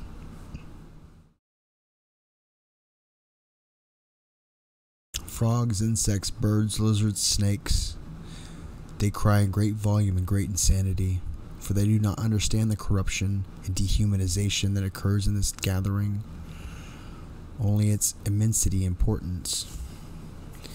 And be ye lifted up, everlasting spires. A great non-existent figure, flat against the elements of reality, approaches the ceremony, still with undeclared desires for escape. For behold, here is Bohemia's shrine, and holy are the pillars of his house. The bronze of manufactured importance is sounded and heard in the loud, lifeless whimper.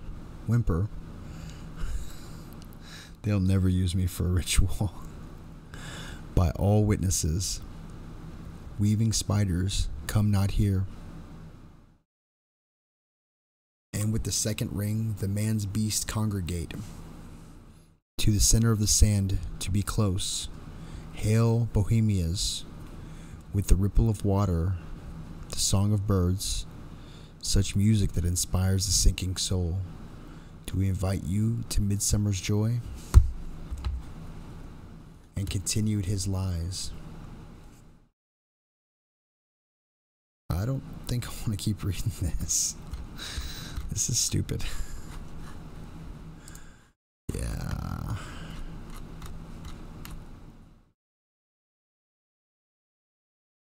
How you guys doing?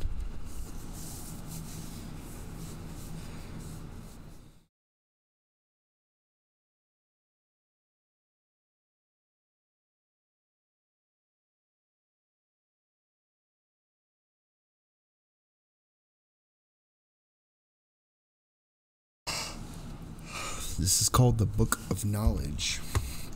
I thought I posted this one. I might have meant to read it, and I never did. We're going to try this one instead. I bet it's easier than that last one. They got a hold of me. They said I'm not allowed to come to their island ever. That's where all the wealthy people go.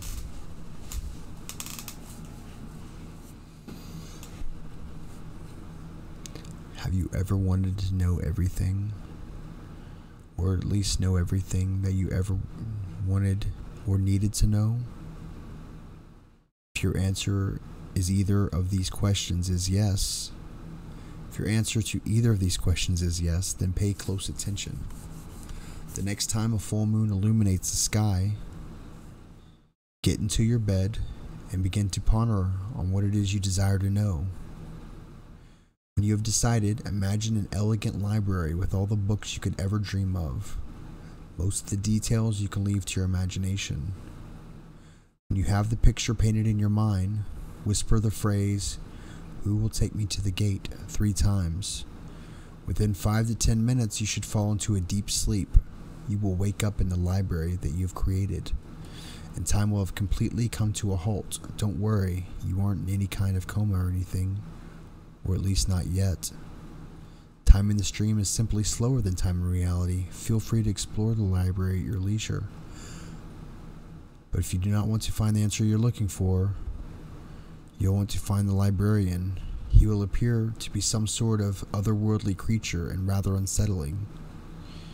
He will be at the main desk writing something on a sheet of paper. Do not look at the paper or ask about what it is writing.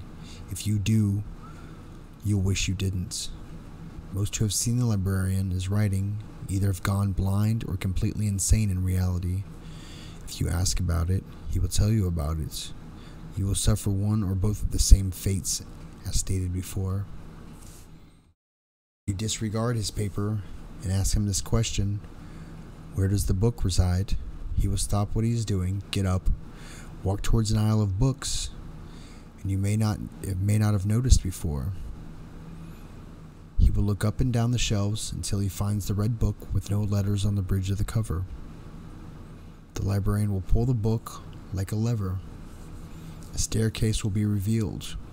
Proceed down the stairs. If you look back, you will find that the librarian will be gone without a trace. When you reach the bottom, there will be a long, dim-lit hallway.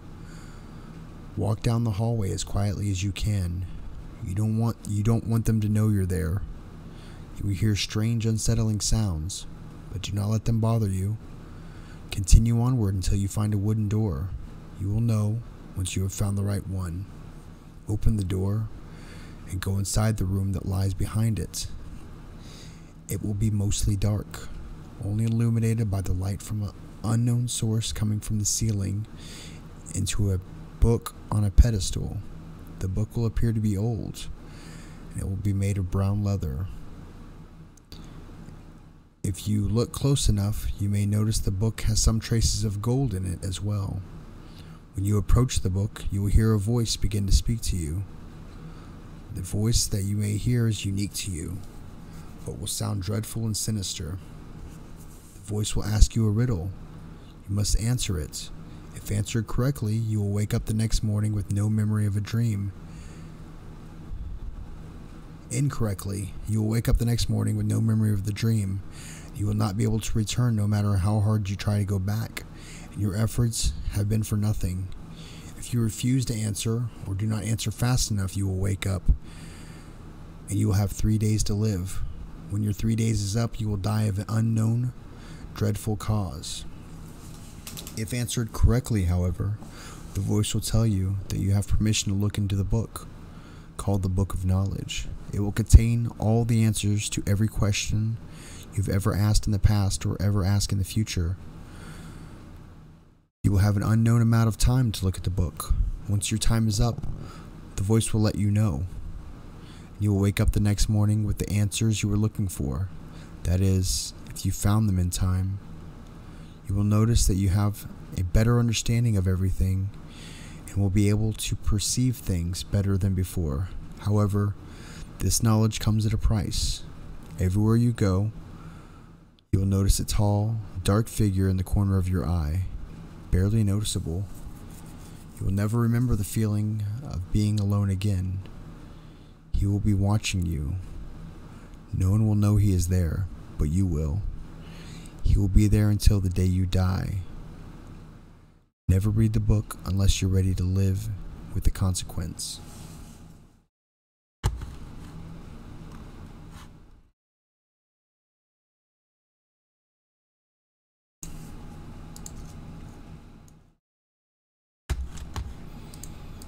That was a good story.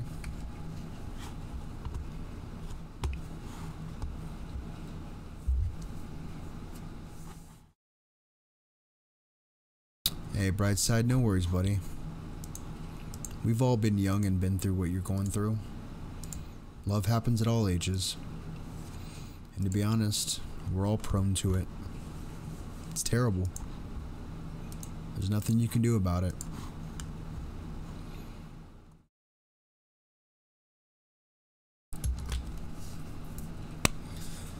Nothing can get you used to it other than having to go through it.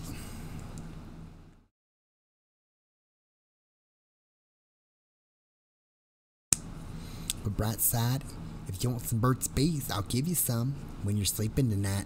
I'll just put it on your little bitty lips. Hee hee. And I'll sneak back under the bed. No one will ever know I was there.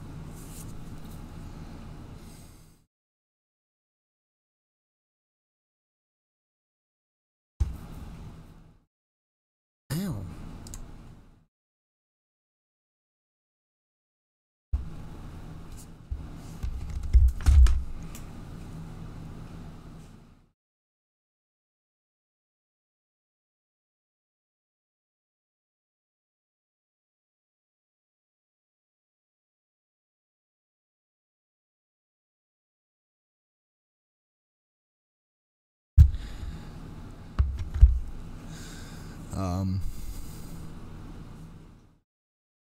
Not gonna happen. Not gonna do it.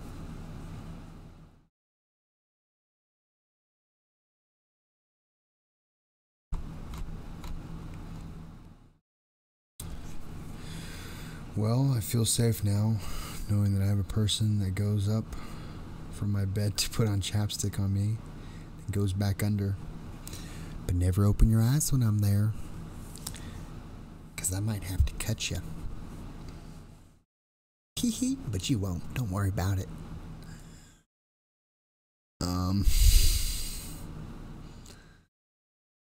This is called 4950.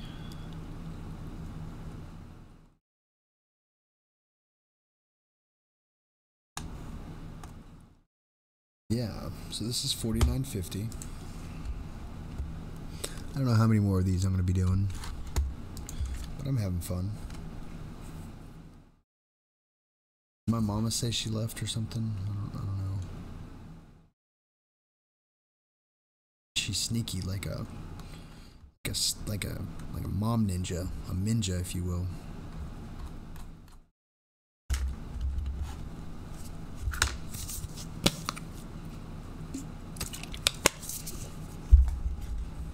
Dogs love me. I carry treats, or I scare them. Sometimes they cower and whimper. It's okay. I'm usually quiet around them too. Don't always wake them up. Give them a little scratch and a tickle. They're my friends usually. I only ever had to eat a couple of them.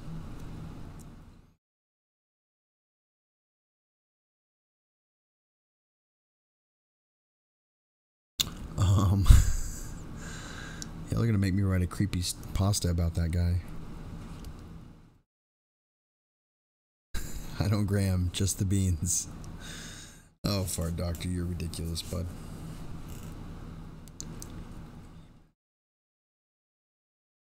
Pit was growling. He was a bad person.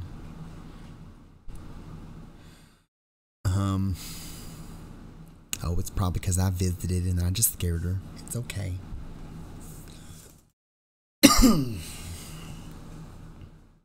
This is 4950. A huge screen flashed into life. Simon stared wide-eyed and open-mouthed as the number 22 glowing in huge red digital figures. He tried to find some meaning in the numbers, each about a meter high in the center of the black panel. He was surprised from the 2 chains hanging from the high, dull ceiling, taking up most of the wall space. Simon could not move. He was strapped into the metal chair, restraints around his wrists and ankles. His legs tingled as the seat cut into the back of his knees, restricting the blood supply. The back of his chair was high and stopped him from looking around. He could not make any sense of the number, continuing to stare at transfixed. They had taken him during the night. The breaking down of the door, the shouts of the men, and the screams of his family seemed to go on for about nothing more than a blur, a bad dream. He had woken strapped to this chair in a cold, still silence. Simon knew that there was only one reason why he had been there. It was because of the articles. Throughout university, Simon had spent his spare time searching the secret government documents online, hunting for signs of scandal, and posting his controversial findings online. He always knew it was only time before they found him. The screen changed to 23. "What is this?" murmured Simon, scanning his eyes over the huge numbers once more.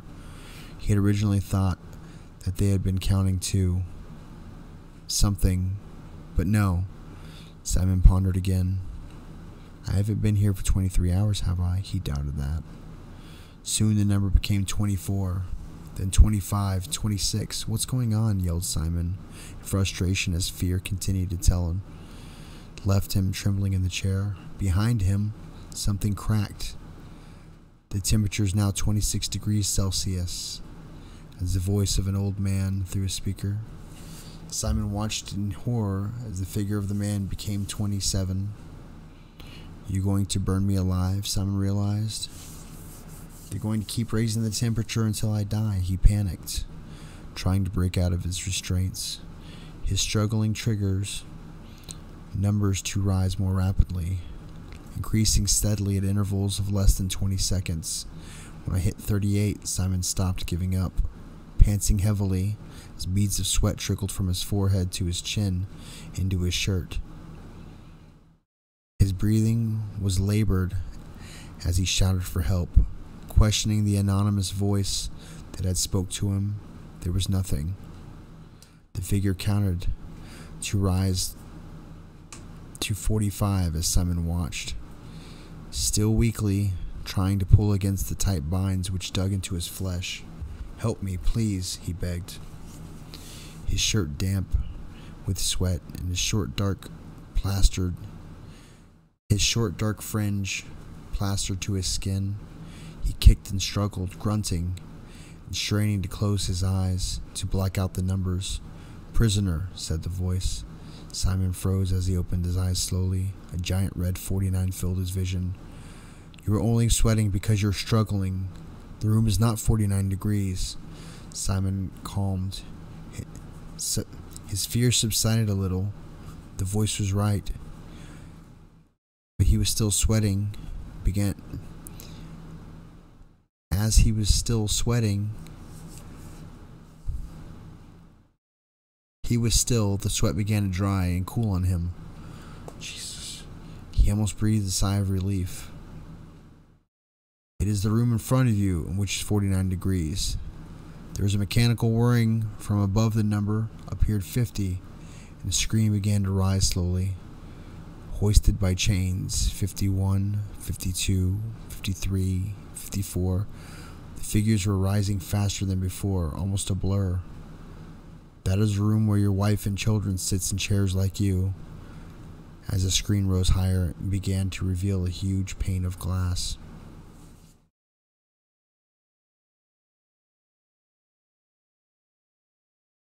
I don't know.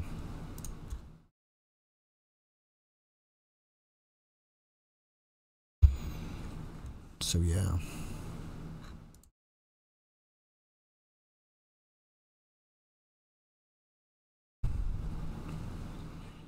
Buddy Chappie scares the farts out of me. Keep it up. The good work, brother. Thanks, Bubba.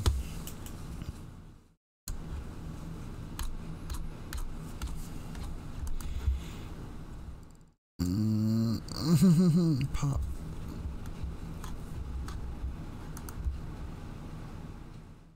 Chappie, can you check Insta? I can.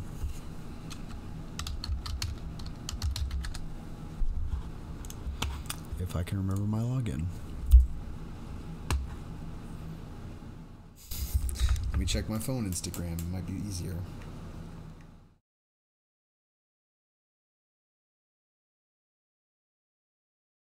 Oh, no. Instagram.com.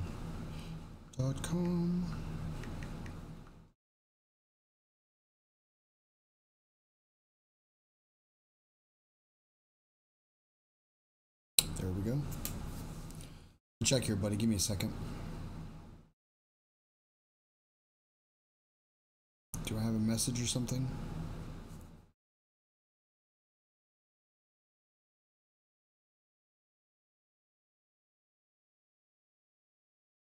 Where do I find this creepy stuff? Wiki.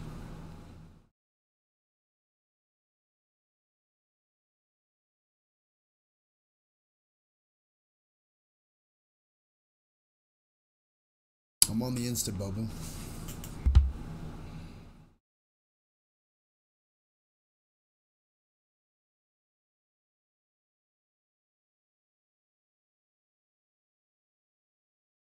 See any messages?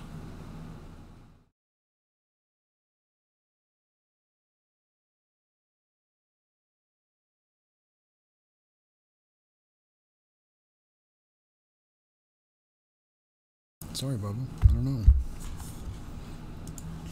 Probably hasn't come through yet. Yeah, there's just pages of it, Bubba. I can show you. This is the website right here. If you ever run across a story, that should be me. Whatever my profile says.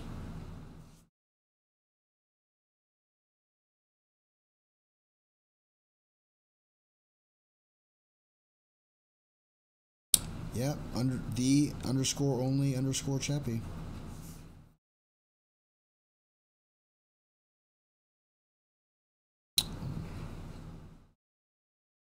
I have 71 followers.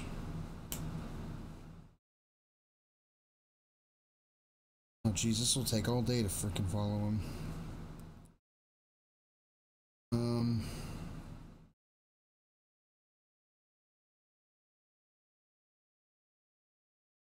Yeah.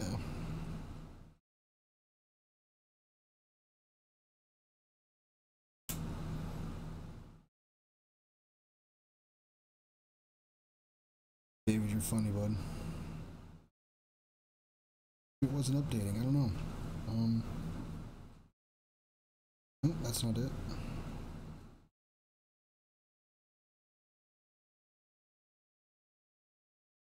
I'll have to download the app or log in. I'm still on the bus. We'll be back in 20 minutes. Will you be live much longer? Probably not.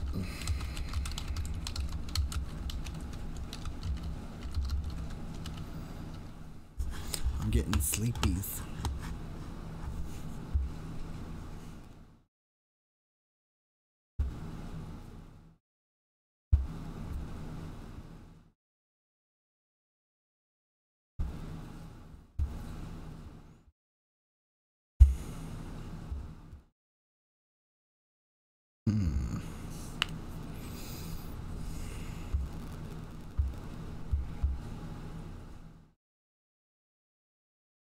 Oh, wait.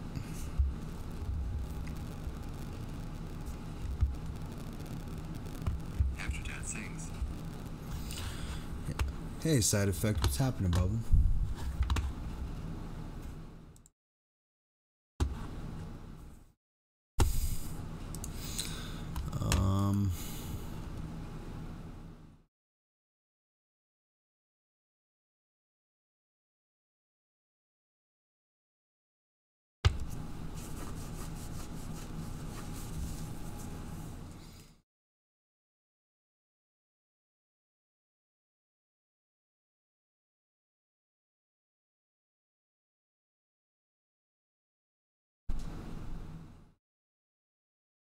All right. I think I've read that one. Cataclysm. Ooh, it's a long Slender Man story.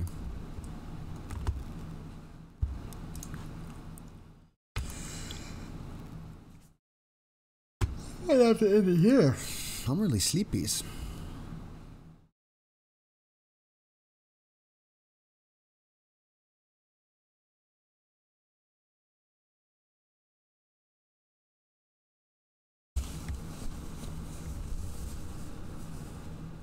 Do you know Holly?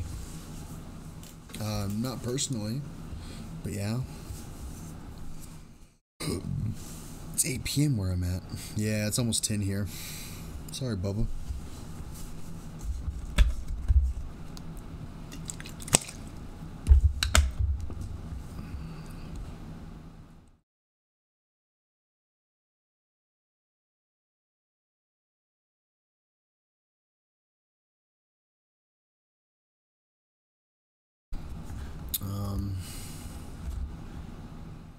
Do you have her Insta or anything like that? Well, Holly's right there. Holly, Brightside wants to talk to you. How's that? She's on Facebook, I think, right, Holly?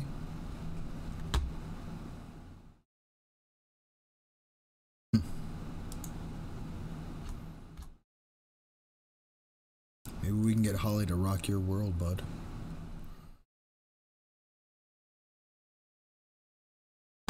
Autopilots. What is this one?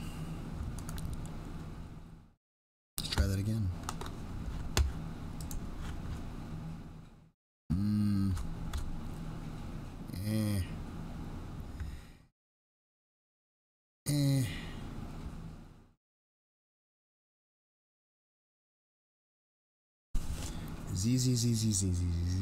Z.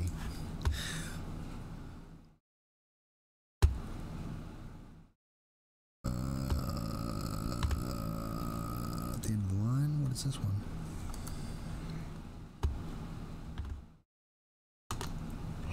I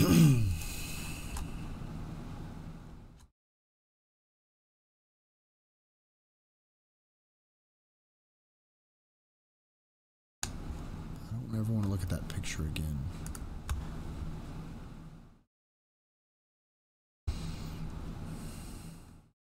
Bam. There is her Insta. You can talk to her on there.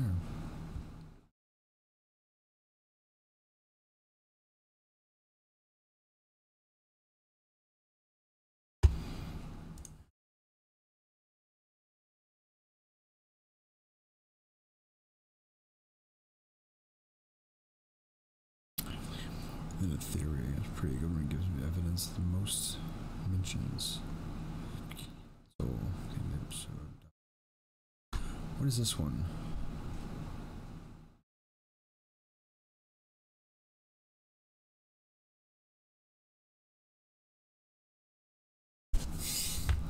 Oh, it's a SpongeBob theory. I'm not reading that. Daddy's Little Angel is a long one.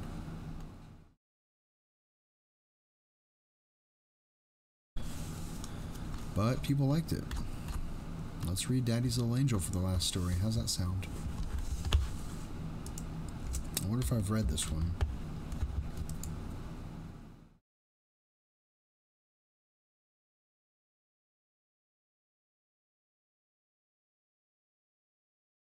Yeah, I haven't read this one yet.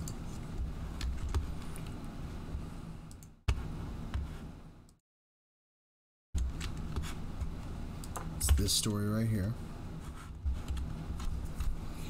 And here we go. So this will be our last story of the night, I think.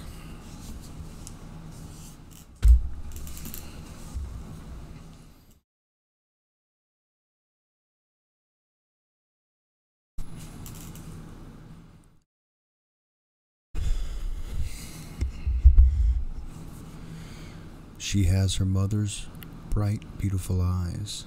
Daddy's little angel does. And the most beautiful smile you will ever see. She can melt an iceberg, she could. Everyone that knows her just loves her to death. I'm so proud to call myself her father. She's a gift from above, I know it, which is why I must protect her no matter what the cost. Some people just don't understand. It all started a couple weeks ago.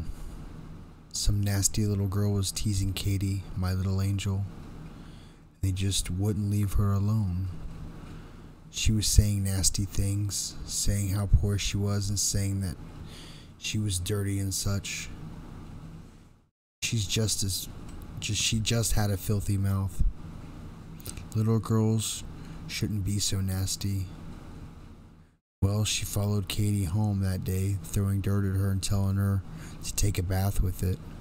Then my Katie showed her what's what. Yes, she did. And Daddy couldn't be more proud. I didn't think anyone could hurt that child. Or I didn't think anyone could hurt a child, even if they didn't mean it.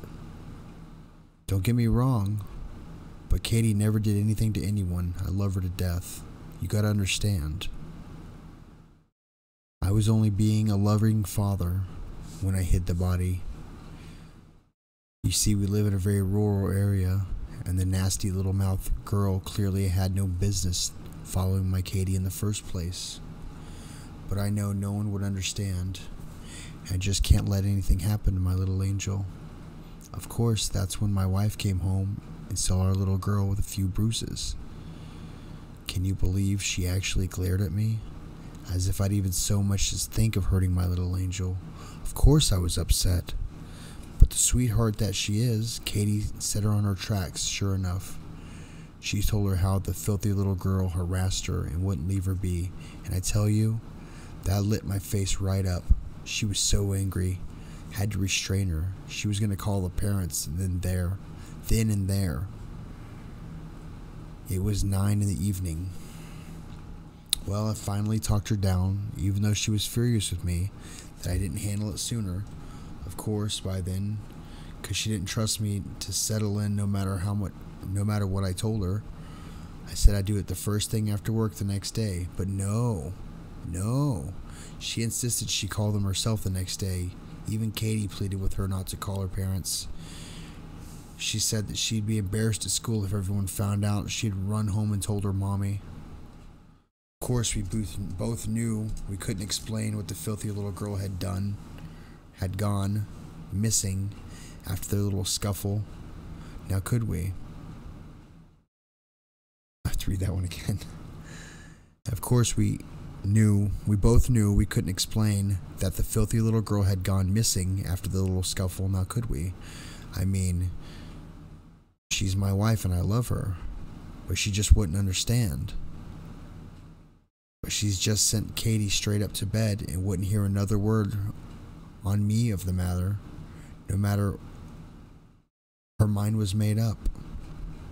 And she's a very headstrong woman. It's part of her charm, you see.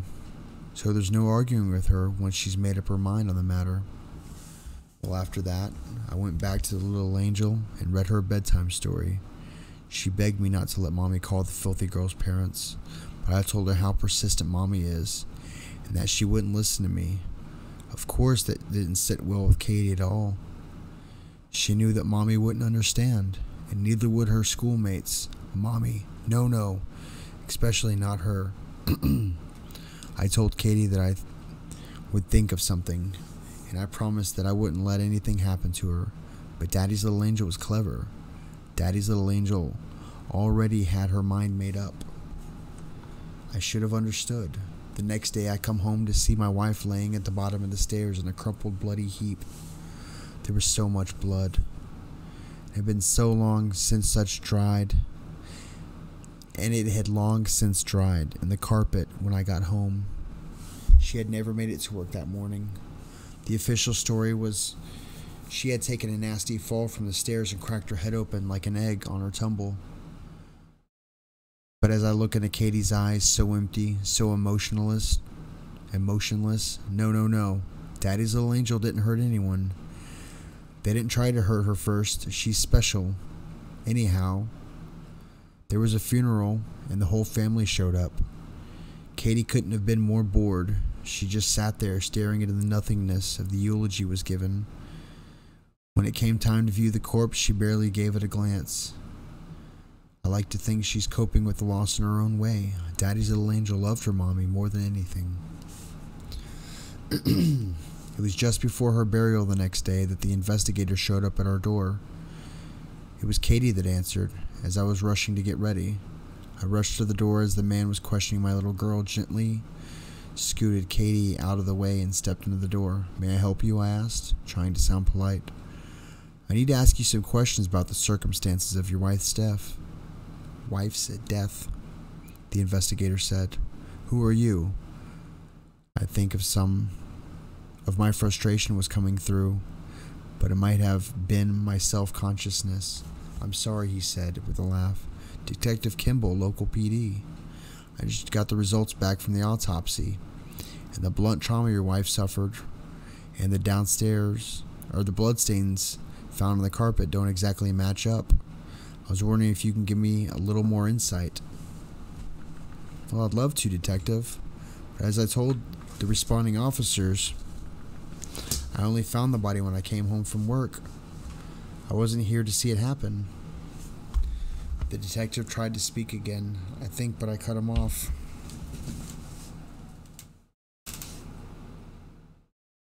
Dropped my wire. I was playing with my wire.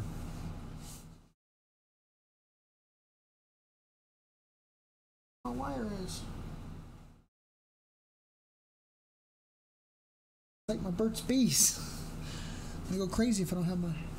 Wait, hang on. No, not there. Where'd my dang wire go? Dang it.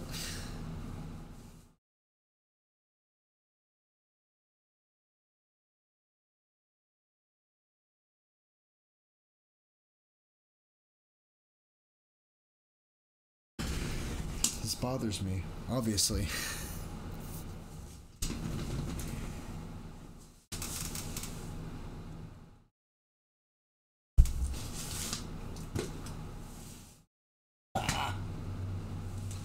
I'll have to find it later. That sucks. Oh, found it. Alright. Sorry, guys.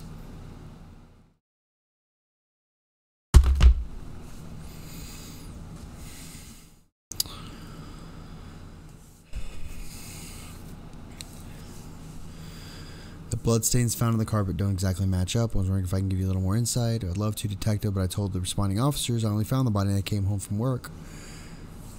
I wasn't here to see it happen. The detective tried to speak again, I think, but I cut him off. Frustration was filling me.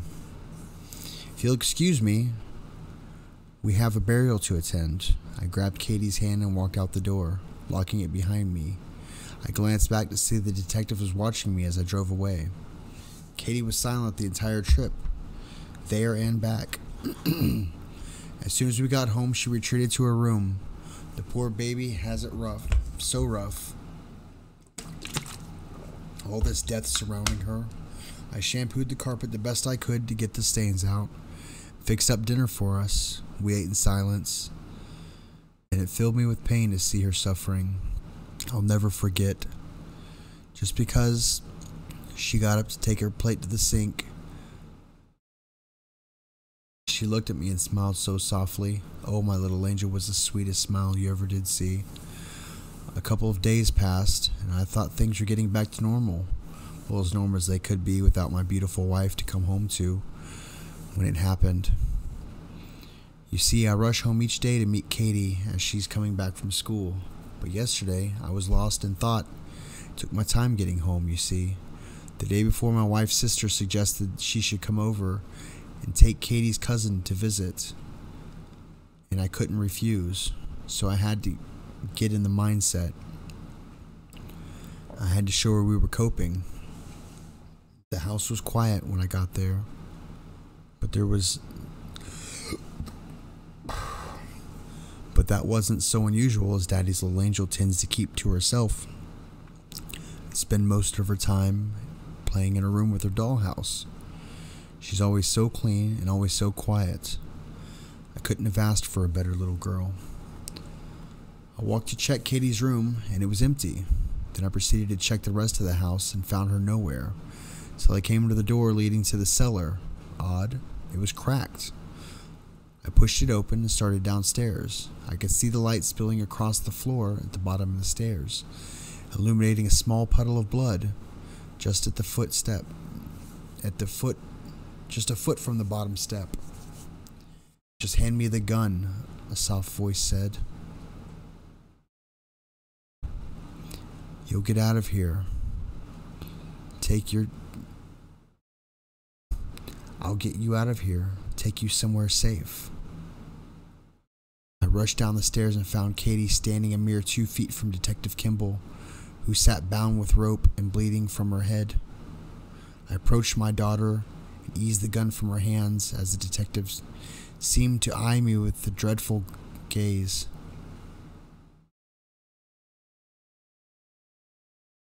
Okay.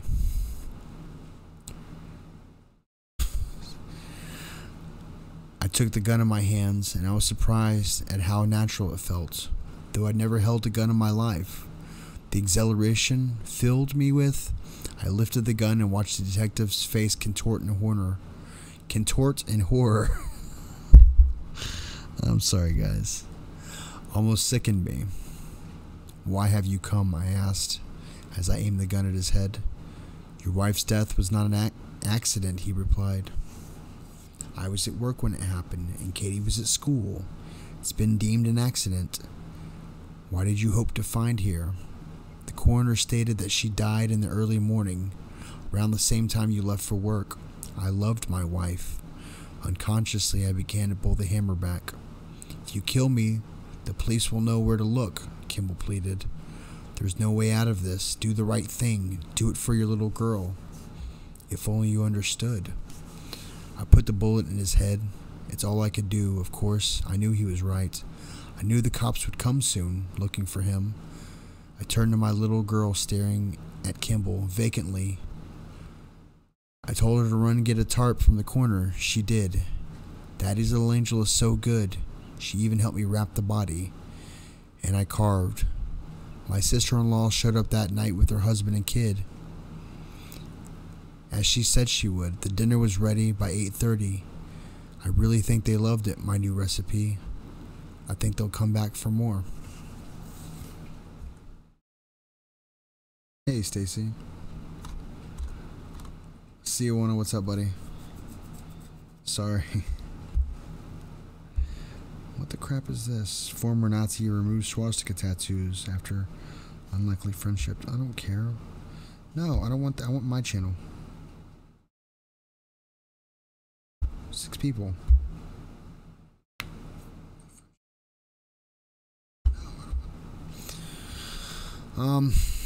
Yeah, guys.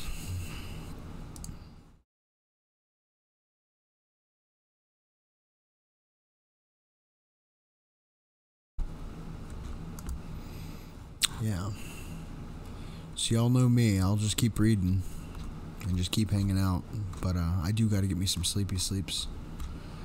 I'm not sure who all is here. There's 6 of you. David, Stacy, Siawana, Cougar, Dingus, Brightside. David, Stacy, Siawana, Cougar, Dingus, Brightside. Oh, that's all 6 of you. Hey, we got 100% people talking. I got 12, 13 now upvotes. I upvoted myself.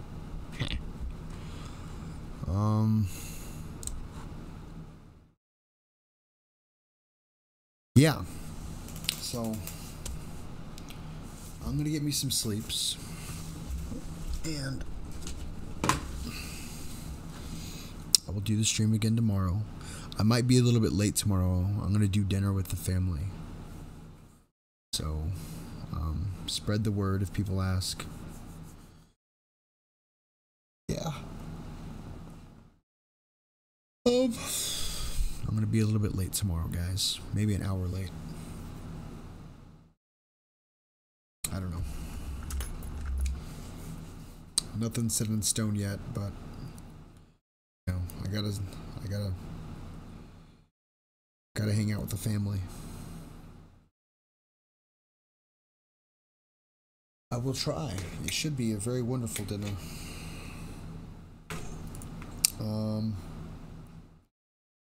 But yeah.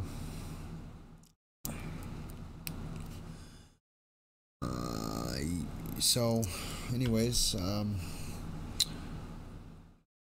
still thinking of some shirt ideas, some creepy shirts.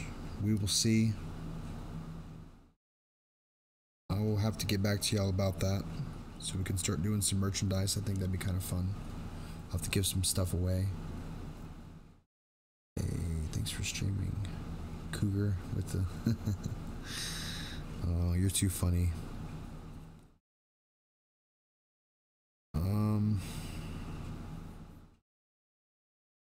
But yeah, guys. Anyways, I will see you later. If you dream creepy, I guess. Well, I guess I can wait till I finish my chips, at least.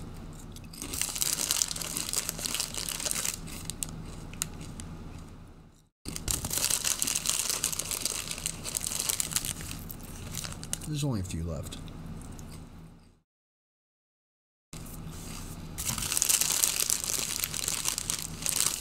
Yeah, that's what I want to do, some t-shirts. And other stuff.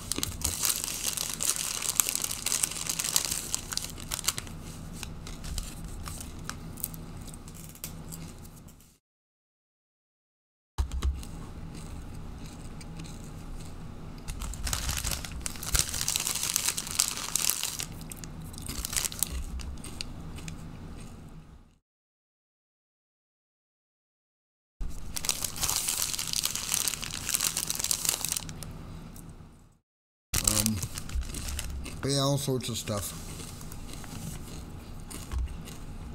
I don't know. Chips my favorite. Have you had these before? The Miss Vicky's? They're really crunchy. Really, really crunchy.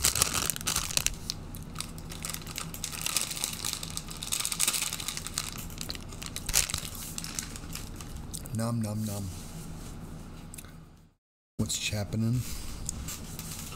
Now it's gonna be something like ask me why I'm creepy, and then you'll flip it up and it'll be my creepy face for my icon.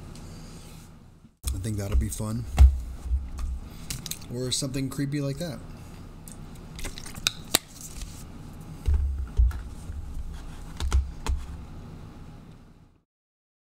Can you demod me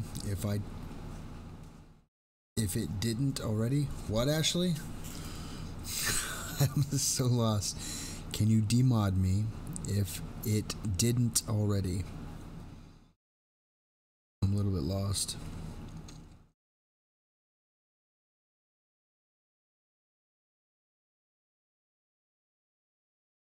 Snickers. I can, like, unmod me? Do you want me to unmod you? Why?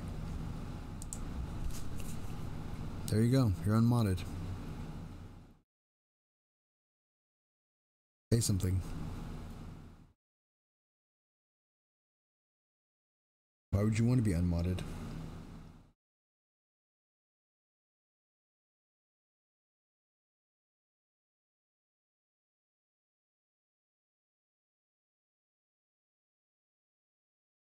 Why? Do you want to be different?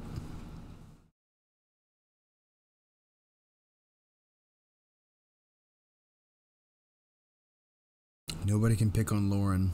If you do, I'll demod you. And you can hang out with Lauren.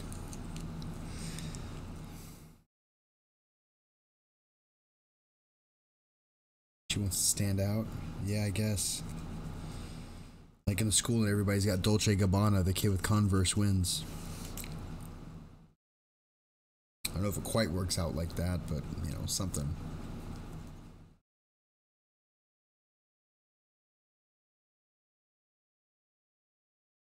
But yeah, anyways. Have a good night, Lauren. Have a good night, Cougar. Have a good night, David. Have a good night, Siwana. Have a good night, Stacy. Have a good night,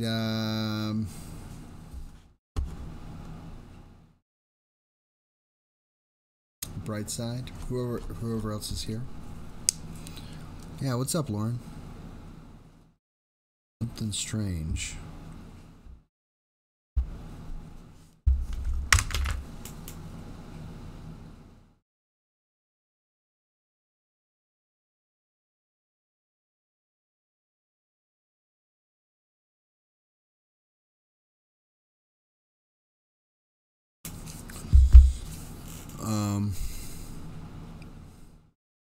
Night crappy. Jeez.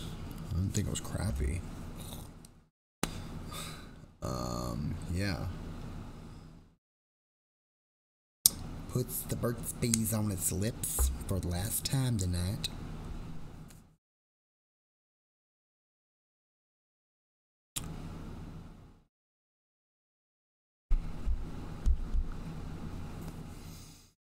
I'm waiting for Lauren to reply. But anyways, guys, y'all are awesome. I love you all very much. Thank you for coming. Like usual.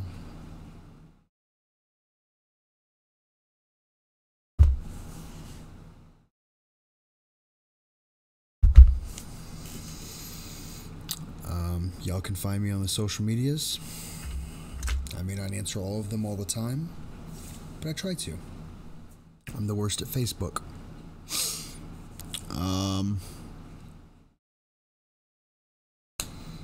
Yeah, so I'll be back tomorrow. If not the same time, it'll be a little bit later. Yeah. Good night, guys, and I'll see you later. Peace.